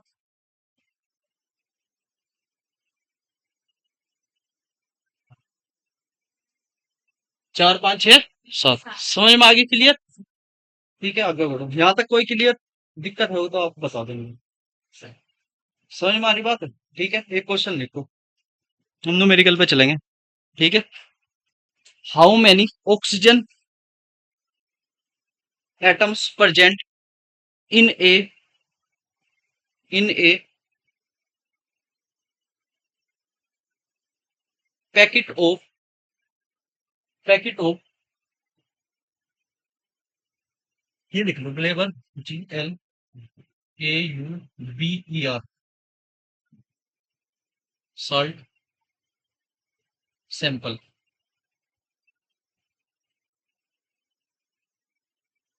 ठीक है, सारी बात सुनो, अब इसका फॉर्मूला याद रख लियो। बस जो लिख लिया ना, ये आपने कर लिया, वो दिमाग में आना चाहिए। अगर मैं कल को पूछूं तो मैं फॉर्मूला नहीं बताने का, फॉर्मूला याद होना चाहिए, क्योंकि अगर ऐसा आ गया, इसका फॉर्मूला है Na2SO4 इंटू 10H2O।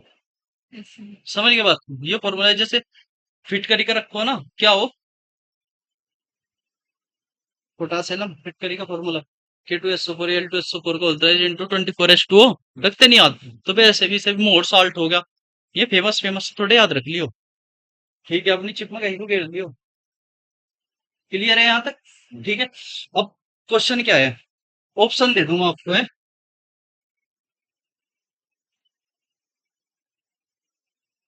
जैसे ए दे दिया 14, ठीक है, बी दे दिया 140, सी दे दिया, ठीक है। बताओ, कुछ आइडिया लगा रहे?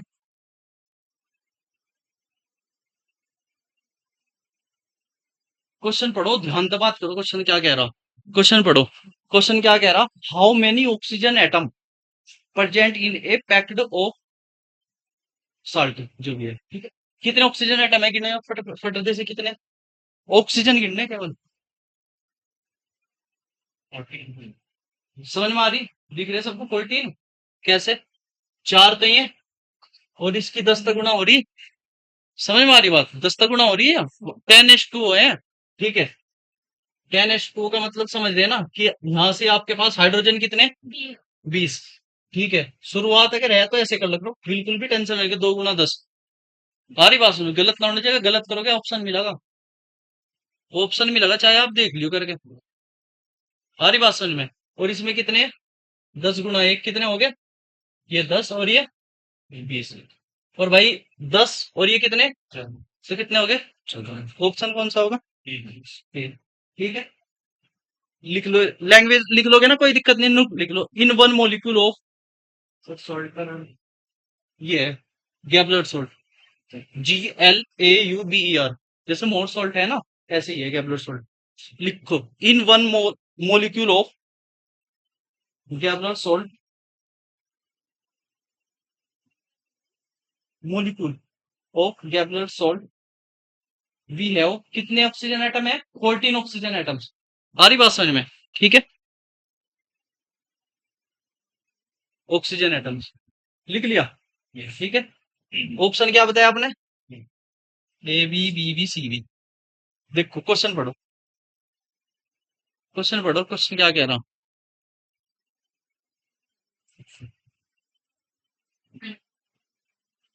कोई पैकेट है, पता आपको कितने का, 14 आया, तो 14 के रेशो में भी तो हो सके। एक मोल है, तो अगर 10 मोल हो तो 140 नहीं हो जाएगा, अगर 100 है तो 1400 नहीं हो जाएगा। तो आपको अगर मैं कहूँ फिक्स है, तो फिर तो एक आंसर होगा। अगर वो 10 कहोगे तो ये, 100 कहेंगे तो ये, एक कहेंगे तो ये। एक में ही तो बताया आपने 14 हो, तो पैकेट मैंने दे दिया आपको, ला भाई चिन्नी, क्या कैसे बता दोगे कितनी है? तो जो उसके मल्टीपल में आएंगे वे सारे ऑप्शन नहीं होंगे करेक्ट। समझ में आ रही ना बात? किसी कंफ्यूजन तो नहीं? भैया अभी ये तो नहीं कंफर्म करा, अगला क्वेश्चन मेरा यही होगा कि कितने हैं, जब मैं कहूंगा इतने हैं, फिर आप उसके अकॉर्डिंग कर दोगे। समझ में आ रही बात? क्लियर है? तो तीनों ऑप्शन समझ में आ रही, लिखने की जरूरत तो नहीं, क्यों है, समझ लोगे, ठीक है। नेक्स्ट क्वेश्चन लिखो, how many oxygen atoms are present in, how many oxygen atoms are present in, ये आप मुझे खुद करके दोगे। How many oxygen atoms are present in 20 molecules of sucrose, 20 molecules of sucrose, molecules of sucrose, of sucrose। Option देखो,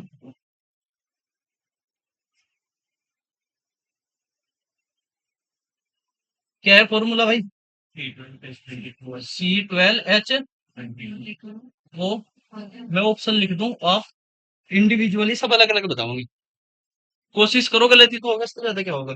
पहला है 22, B option में लिख रहा 220, सी ऑप्शन लिख रहा 110, डी ऑप्शन लिख रहा मैं 11। ठीक है, बताओ जल्दी, क्वेश्चन पढ़ो ध्यान से,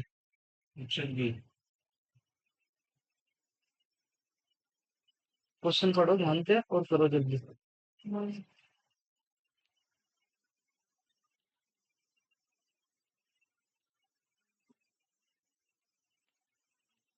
भी हो गया। हाँ जी, पक्का भी है यस सर। समझ में आई ना बात? यस क्योंकि उसने मेंशन कर दिया एक में कितने 11 है ना एक में, सर। और 20 का गुणा कर दो, समझ में आ रही?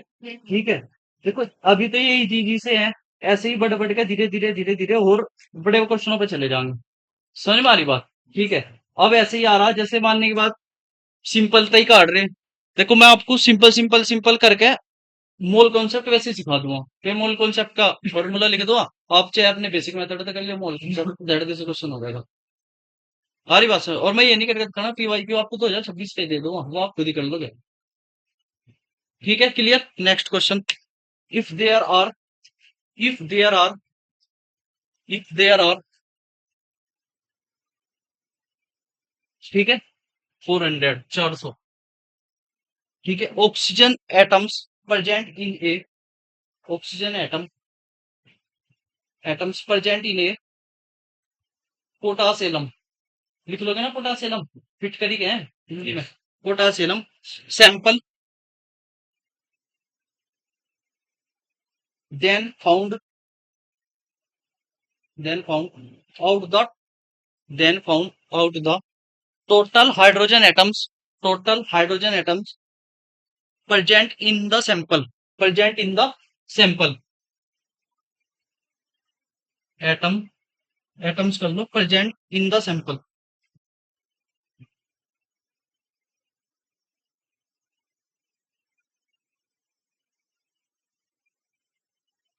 चलो भाई करो,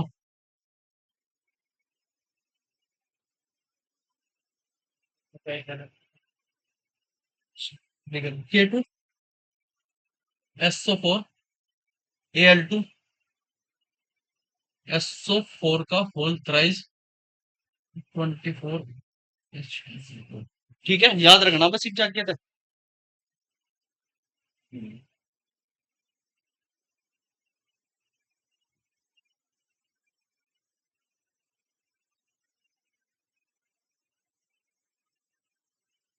हेलो, आपका पहला प्रोसेस क्या होना चाहिए, इसमें ऑक्सीजन निकाल दो पहले। फटाफट बता दो कितनी ऑक्सीजन, एक एक मिनट में पूछो जिसको बताऊंगा इसमें कितने ऑक्सीजन है, फटाफट मैं जिसको पूछूँ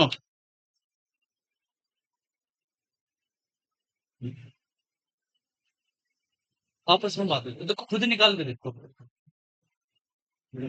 K2 SO4 Al2 SO4 को 24 H2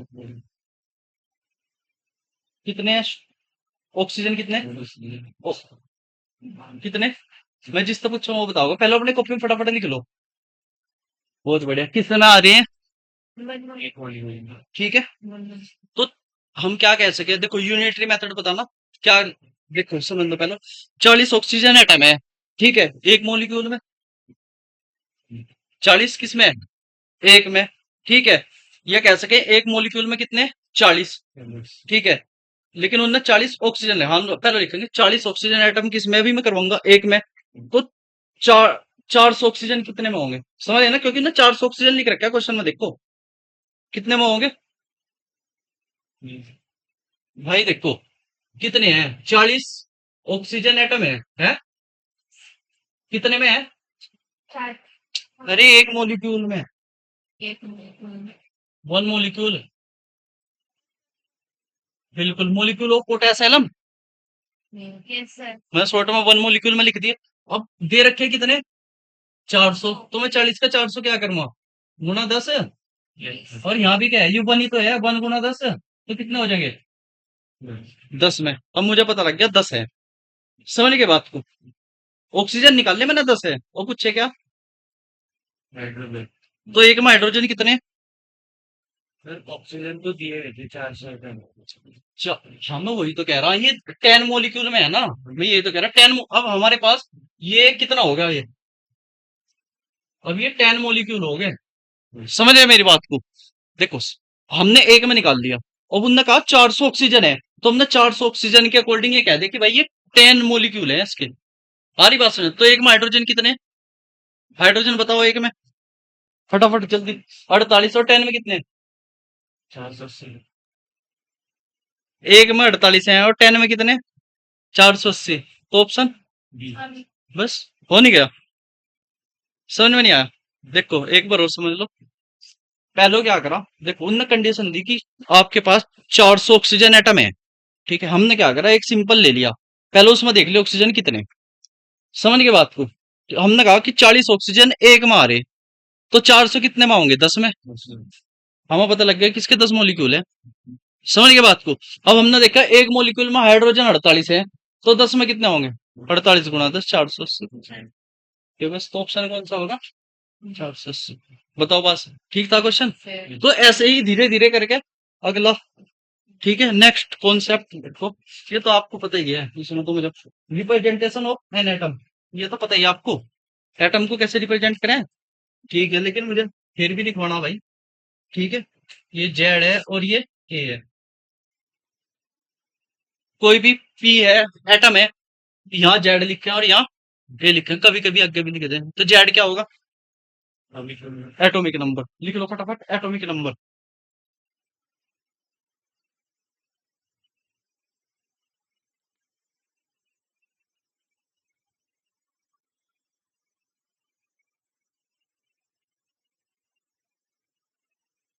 ठीक है, क्लियर है। और एटॉमिक नंबर किसके बराबर हो, नंबर ऑफ प्रोटॉन्स, ब्रैकेट में लिख सको, नंबर ऑफ प्रोटॉन्स के बराबर होता नहीं, या बराबर लिख लो, बराबर नंबर ऑफ प्रोटॉन्स होते नहीं। समझ में आ रही बात, भाई जितने प्रोटॉन होंगे वही तो एटॉमिक नंबर होगा, ठीक है। और किसके बराबर हो, हाँ, लेकिन हम यहाँ इलेक्ट्रॉन नहीं लिखने, क्या क्या जाएंगे, अगले चैप्टर में करेंगे, क्योंकि नंबर ऑफ इलेक्ट्रॉन हो लेकिन वो न्यूट्रल एटम में ही हो, क्योंकि इलेक्ट्रॉन तो चेंज कर सके ना हम। नहीं नहीं, केमिस्ट्री नहीं पढ़ी, एन में तो एन प्लस निकाल दिया, एक इलेक्ट्रॉन निकाला, एन प्लस नहीं बन जाएगा, हाँ तो फिर एटम तो सेम ही होगा ना, उसकी प्रॉपर्टी अलग हो जाएगी, मतलब उसका साइज छोटा हो जाएगा, समझे बात, किसी तरह रिएक्शन करेगा, जो भी करेगा, लेकिन है तो एन ही, सोडियम ही तो है, वो रेडियो एक्टिविटी है, जो आप कर रहे हो वो न्यूक्लियस ही चेंज हो जाएगा। अगर ऐसा होने लगा फिर तो कुछ भी नहीं होने का, पानी पिया किसी तो होगी रिएक्शन, हम पता लगे कुछ और बनेंगे। समझ रहे हैं ना मेरी बात को। देखो ये चीज ध्यान, कोई भी जैसे सीएल है, मैंने सीएल को एक इलेक्ट्रॉन दे दिया, तो सीएल माइनस ही रहेगा, वो एक इलेक्ट्रॉन लेके नंबर ऑफ इलेक्ट्रॉन ऐड उसमें इंक्रीज हो जाएंगे, समझ रहे बात को, ठीक है। एटम नहीं चेंज हो रहा हो, कभी आप सोचो एटम चेंज हो गया, बस वो कैटायन एनायन कह दिया, लेकिन कैटायन किसका, सोडियम का, एनायन किसका, क्लोरीन का। अगर रेडियो एक्टिविटी है फिर चेंज होगा, रेडियो एक्टिविटी क्या हो कि जो न्यूक्लियस हो ना वही चेंज हो जा,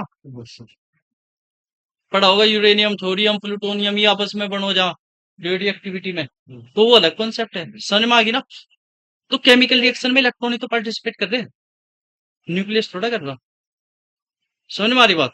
भाई जैसे एन ने तो NaCl बनाया, एक इलेक्ट्रॉन दे दिया, ठीक है, Cl ने एक ले लिया, NaCl बनेगा, लेकिन है तो Na वो, आप उसे क्या करो, इलेक्ट्रोलाइट करो, Na आ जाएगा, Cl Na अलग हो जाएगा, इलेक्ट्रॉन वो करके, और Cl2 गैस बाहर निकल जाएगी, समझ में आई चीज, ठीक है।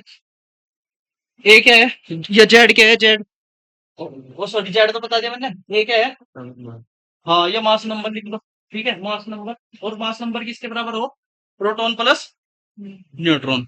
सारी बात सुनिए, प्रोटॉन प्लस, देखो अगले चैप्टर में तो डिटेल तो पढ़ोगे, ये बस आया इसके अनुसार मैं आपको क्वेश्चन करवाऊंगा, प्रोटॉन प्लस न्यूट्रॉन्स, क्लियर यहाँ तक, समझ में आ रही बात। देखो नंबर ऑफ इलेक्ट्रॉन न्यूट्रल में ही सेम होंगे प्रोटॉन के, लेकिन कैटानिया एनायन में नहीं सेम होने के, समझ रहे बात को। दिखाऊंगा कोई, ये कहना चाह रहा था कि इसकी प्रॉपर्टी प्रॉपर्टी चेंज हो जाएगी, लेकिन वो वही रहेगा, समझ नहीं, हम आपका फीलिंग क्या है, मैं समझ गया फीलिंग क्या है, वो सही है, ठीक है, क्लियर है ना, समझ के बात को, ठीक है। अब क्वेश्चन लिखो, calculate the total, calculate the total proton, neutron and electrons, proton, proton को पी लिख दो, न्यूट्रॉन को एन लिख दो, इलेक्ट्रॉन को ई माइनस लिख दो, इन इन पहला क्वेश्चन है, इन इन पहला क्वेश्चन,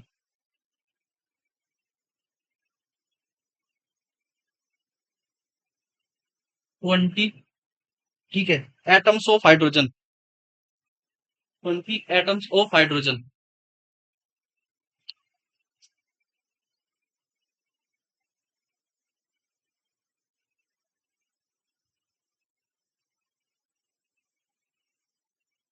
पहले एक में निकाल दो 20 तक गुणा कर दो फटाफट आंसर बताओ तो प्रोटॉन कितने पता ना।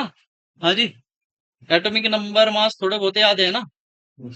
ठीक है कैल्शियम का कितना एटॉमिक नंबर हो 20।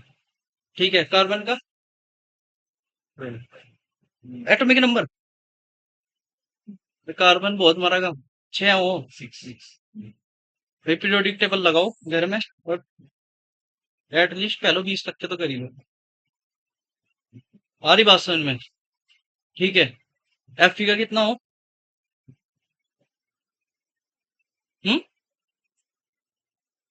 पूछ ले एफ थे क्या कह रहा कितने हो ये याद होने मस्ट है मस्ट अगर नहीं होंगे क्वेश्चन आगे इलेक्ट्रॉन प्रोटॉन न्यूट्रॉन कैसे बताओगे। एफ 26 हो। आ रही बात समझ में समझ रहे हो बात। कल को नेक्स्ट मेरी जो क्लास होगी एटलीस्ट 20 तक और कैसे याद होने चाहिए ऐसे नहीं होने चाहिए कि बताओ इलेक्ट्रॉन कितने प्रोटॉन कितने न्यूट्रॉन कितने एक में देख लो फिर दैट देसी आगे देख लियो एक हाइड्रोजन देखो एच है एक क्वेश्चन बता दूं यस सर। प्रोटॉन देखने न्यूट्रॉन देखने और इलेक्ट्रॉन देखने। ठीक है ये लिख लो यही माइनस लो प्रोटॉन कितने अरे नहीं हाइड्रो एक की बात कर रहा करो जी 20 की बात इसकी तो बाद में करेंगे बात पहले तो एक की बात कर। हाँ क्या है वो 1H1 यही नहीं होता तो ये नीचे क्या है 1 जितने प्रोटॉन है तो कितने 1 और यही अभी तो न्यूट्रल है इलेक्ट्रॉन भी कितने हो गए 1 और ये क्या होगा एटॉमिक मास इसमें तो ऐसा घटा के ही तो हमें ये क्या कह सके एटॉमिक मास 1 किसके बराबर होगा भाई ये प्रोटॉन प्लस न्यूट्रॉन किसके बराबर हो 1 के बराबर होगा और प्रोटॉन कितना 1 प्लस n बराबर किसके 1 के तो 1 तो 1 कैंसिल हो जाएगा तो पता ही होगा इतना तो n बराबर कितना आ जाएगा 0 तो याद रखियो इसमें कुछ नहीं होता न्यूट्रॉन यदि आ जाओ क्वेश्चन ऑब्जेक्टिव मेजर फिर देखो समझ गए बात न्यूट्रॉन नहीं होता हाइट आ रही बात जब आइसोटोप पढ़ाऊंगा फिर बता दूंगा डी हो ड्यूटीरियम हो ट्राइटियम हो वो अलग चीज है समझ गए बात को क्लियर है यहाँ तक। अब एटम की बात करी थी एक में इतने हैं 20 में कितने एक में है ना ये तो 20 में कैसे करोगे 1 रुपए की एक टोपी आ रही 20 रुपए की कितनी आएंगे क्या करिए गुणा गुणा कर दो सारों में 20 तक तो प्रोटॉन कितने हो जाएंगे 20 इलेक्ट्रॉन 20 न्यूट्रॉन 0 हाँ 0 कभी यहाँ भी 20 कर दो क्लियर है। ठीक है नेक्स्ट 2 क्वेश्चन दे तो घर तक कर लाओगे यस सर। है ठीक है समझ में आ रही ना यहाँ तक बात आगे बढ़े।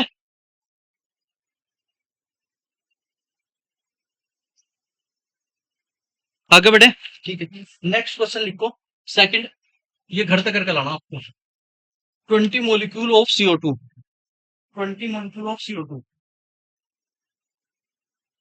मोलिक्यूल्स ऑफ CO2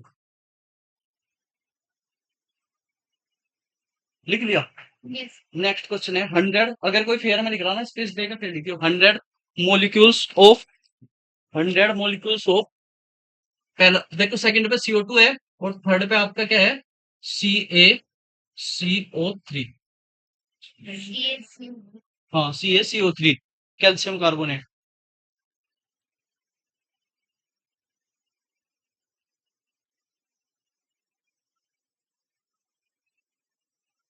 कर लोगे घर यस क्या है आपके पास CO2 है कार्बन में देखोगे कितने ऑक्सीजन में देखोगे कितने दोनों को जोड़ दोगे जोड़ने पड़ेंगे मॉलिक्यूल की बात कर रहा तुमने कार्बन में नहीं पूछा CO2 में पूछा पूरे मॉलिक्यूल में समझ के बात को ठीक है भाई देखो सिंपल है कार्बन लो लगता है उसके प्रोटॉन निकाल लो इलेक्ट्रॉन निकाल लो न्यूट्रॉन निकाल लो ऑक्सीजन के प्रोटॉन निकालो इलेक्ट्रॉन निकाल लो और न्यूट्रॉन निकाल लो ऑक्सीजन 2 है तो 2 तो गुणा कर लो फिर 2 है कार्बन के और उसके जोड़ो फटाफट हमारी बात सुनिए 25 है तो 25 तो गुणा करो आंसर आ जाओ इस तक देखो मैं इसलिए नहीं करवा रहा क्योंकि घर जाकर आप इसका एटॉमिक नंबर भी देखोगे मास भी देखोगे इसका भी देखोगे इसका भी देखोगे इसका भी देखोगे फिर थोड़ा सा दिमाग घूमोगे जोड़ोगे घटाओगे भी फिर कहीं लगागा कल तो बता दूंगा पहले से ठीक है।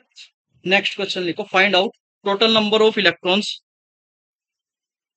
फाइंड आउट सारे नीट के ही जाइए कभी कोई नीट के वैसा नहीं है भी नहीं कोई चाहिए है एक सर कितने दो या तीन find out total number of electrons in one molecule of CO2 in one molecule of CO2 in one molecule of CO2 option लिखो पहला 22 सेकंड 44 लिख दिया यस सर सी लिखो 88 फिर नेक्स्ट लिखो क्या लिखोगे 66 वाला क्वेश्चन एक बार चेक करो। Find out total number of electrons in one molecule of CO2 one molecule मैंने वन मेंशन कर दिया है यहां से समझ के बात को मतलब find out total number of electrons find out total number of electrons in one molecule of CO2 clear है yes one molecule of CO2 निकाल के दिखाऊं कर लोगे अच्छा नहीं हाँ जी यस सर कर लाओगे ना जो पहला है वही है यो यस सर और ये जेई में आया हुआ क्वेश्चन है आ रही बात समझ में देखो सिंपल ही क्वेश्चन है जो मैंने आपको इलेक्ट्रॉन प्रोटॉन न्यूट्रॉन निकलवाए ना वही नहीं है सेम निकाल लोगे कि बताऊं सर चलो एक मिनट रुको बस next relative atomic mass relative atomic mass relative atomic mass ये इंपॉर्टेंट चलेगा जहां तक क्वेश्चन आने शुरू होना मोल कॉन्सेप्ट की तरफ चले रिलेटिव में लिख रहा रिलेटिव एटॉमिक मास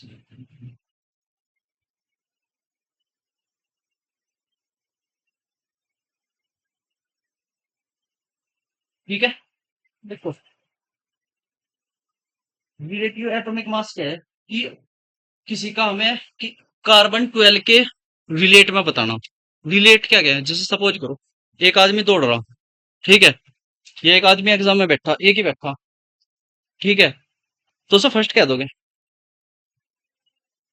क्या दोगे क्योंकि कोई रिलेशन है ही नहीं किसी से दो में तो कह सको कि भाई ये फर्स्ट है ये सेकंड है समझ रहे तो हम किसी के रिलेट में कार्बन 12 के रिलेट में देखो कार्बन आइसोटोप पता कुछ थोड़ा बहुत idea isotope same atomic number जैसे और एटॉमिक मास डिफरेंट आवांगे आगे टेंशन ना लो ठीक है तो जो मैं लिख रहा हूँ फटाफट लिखो जाइए फिर क्लियर कर देंगे देखो पहला क्या है देखो इसमें क्या है mass of one atom mass of one atom of that substance इसे डिवाइड करो 1/12 into mass of one carbon 12 atom मतलब डेफिनेशन क्या होगी देखो रिलेटिव एटॉमिक मास क्या होगा कि कोई भी आपका सब्सटेंस हो गया उसके एक एटम का मास हो गया हमारी बात समझ में वो किसके रेस्पेक्ट में 1/12 into mass of one carbon 12 atom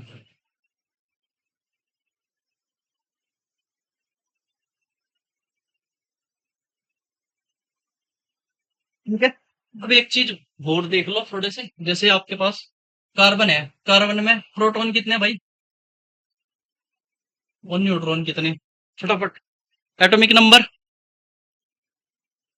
6 carbon को तो बोलियो ही ना कितने हो गए 6 कितना हो गया 6 और न्यूट्रॉन भी कितने हो गए 6 देखो ये हो 6 C 12 हम 12 की बात कर रहे हैं यहाँ से ठीक है तो ये क्या हो गया जितने ये प्रोटॉन और 12 में तो घटा गया न्यूट्रॉन आ जाएंगे हमारी बात समझ में क्लियर है तो 12 तो क्या हो गया हम कह सके 6N प्लस 6P और अगर आपने थोड़ा सा पढ़ा होगा इन्हें क्या न्यूक्लियंस यस यस सर क्योंकि न्यूक्लियस में रहे तो कितने न्यूक्लियंस होंगे 6 और 6 12 यानी 12 न्यूक्लियंस समझ में आई बात न्यूक्लियंस क्यों है क्योंकि न्यूक्लियस में है ठीक है ठीक है और आपको अगर पढ़ा होगा थोड़ा याद होगा जो मास डिपेंड करे ना ठीक है, वो न्यूक्लियस पे ही करें, रदरफोर्ड का होगा या थोड़ा बहुत मोस्टली स्पेस क्या हो, खाली हो, मतलब जो एटम हो उसका जो न्यूक्लियस हो, सेंटर हो, उसमें ही टोटल लगभग टोटल मास हो, तो जो इलेक्ट्रॉन का मास हो वो ना के बराबर हो, ना के बराबर, तो उसे नेग्लेक्ट करके छोड़ दें। सारी बात समझ में? ठीक है, तो यहां से क्या होगा, अगर हम बात करें मास ऑफ, यानी बात करें मास किसका, इलेक्ट्रॉन का, बहुत छोटा हो, किससे किससे, मास, न्यूट्रॉन थे और प्रोटॉन थे। अगर न्यूट्रॉन प्रोटॉन के मास की बात कर रहे, तो जो इलेक्ट्रॉन का मास होगा बहुत ही कम होगा, तो उसे क्या करेंगे, छोड़ देंगे। तो जब हम जहां भी मास की बात करेंगे तो किससे रिलेट करेंगे, न्यूट्रॉन और प्रोटॉन। समझ गए, इलेक्ट्रॉन का कोई रोल नहीं। क्लियर यहां तक? ठीक है, इसे कहीं को रफ से मैं लिख लियो, लाइन खींच के, ये इतना सब, ठीक है, अलग से लाइन डाल के लिख लियो।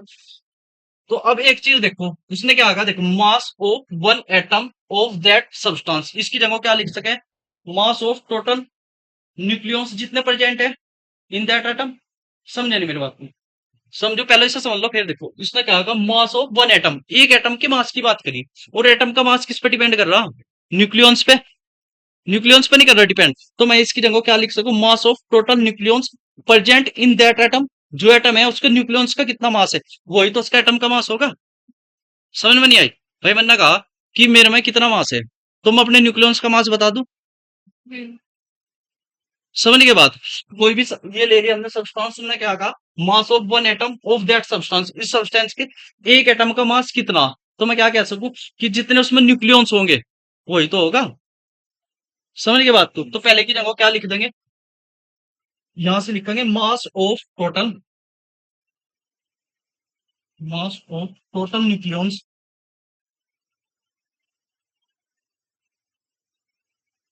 ठीक है, nucleons present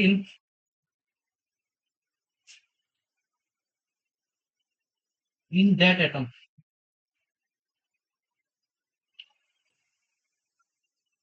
in that atom, ठीक है।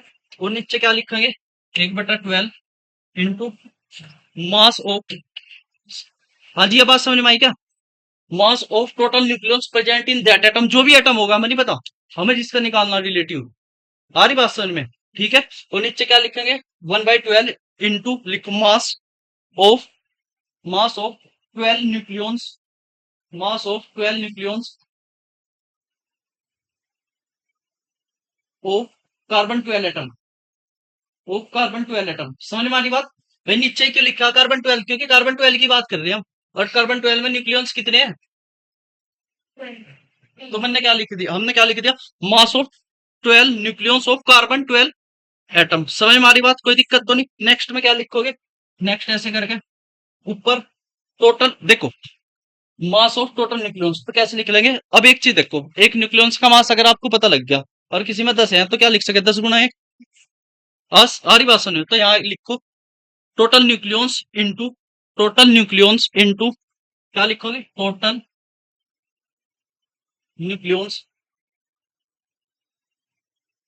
इंटू, लिख लिया, क्या लिखोगे, mass of one nucleon, mass of one nucleon of that atom, mass of, गुणा में समझ गए ना बात को, तो mass of one nucleon of that atom. Yes. समझ गए बात को? नीचे क्या लिखोगे, 1/12 तो है आपका, ठीक है, गुणा 12 को अगर मैं बाहर करके ऐसे लिख दूं, mass of one nucleons of carbon 12 atom. भाई यहां से मैंने लिखा था कि 12 न्यूक्लियंस का मास के बराबर है, मैं कह दिया 12 into one nucleons of carbon 12 atom, लिख नहीं सकता, तो लिखो 1/12 into 12 into mass of one nucleons, mass of one nucleons of carbon 12 atom, mass of one nucleons of carbon 12 atom. समझ गए बात को? तो अगर आपको कुछ कटता कुटता दिख रहा, 12. 12 तो 12 साफ, अब Yes. मुझे लगे न्यूक्लियंस के मास, तो न्यूक्लियंस का मास भी वन की बात ही तो करिए, Yes. वन का तो सेम ही होगा सबका।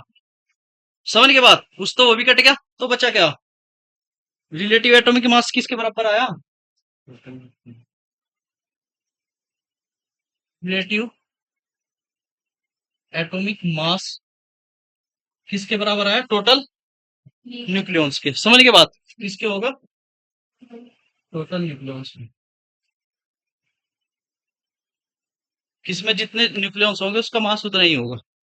समझ गए ना बात को, पता लगा कैसे आया, ये कंफ्यूजन देखो, हमने कार्बन 12 का करा, एक एक न्यूक्लियॉन्स का करा ना, ऊपर भी एक न्यूक्लियॉन्स का, तो एक न्यूक्लियॉन्स का तो सेम ही है, न्यूट्रॉन का कहीं मास अलग हो रहा, इलेक्ट्रॉन सब भाई, इलेक्ट्रॉन का तो सब में एक ही मास होगा, प्रोटॉन का भी एक होगा, न्यूट्रॉन का ही ऐसा होगा, आपके न्यूट्रॉन का अलग है, इसके न्यूट्रॉन का अलग है, कहीं होगा, तो इसलिए वो कटा, तो एक 12 तो 12 कटा, तो किसका है relative atomic mass total nucleons के बराबर।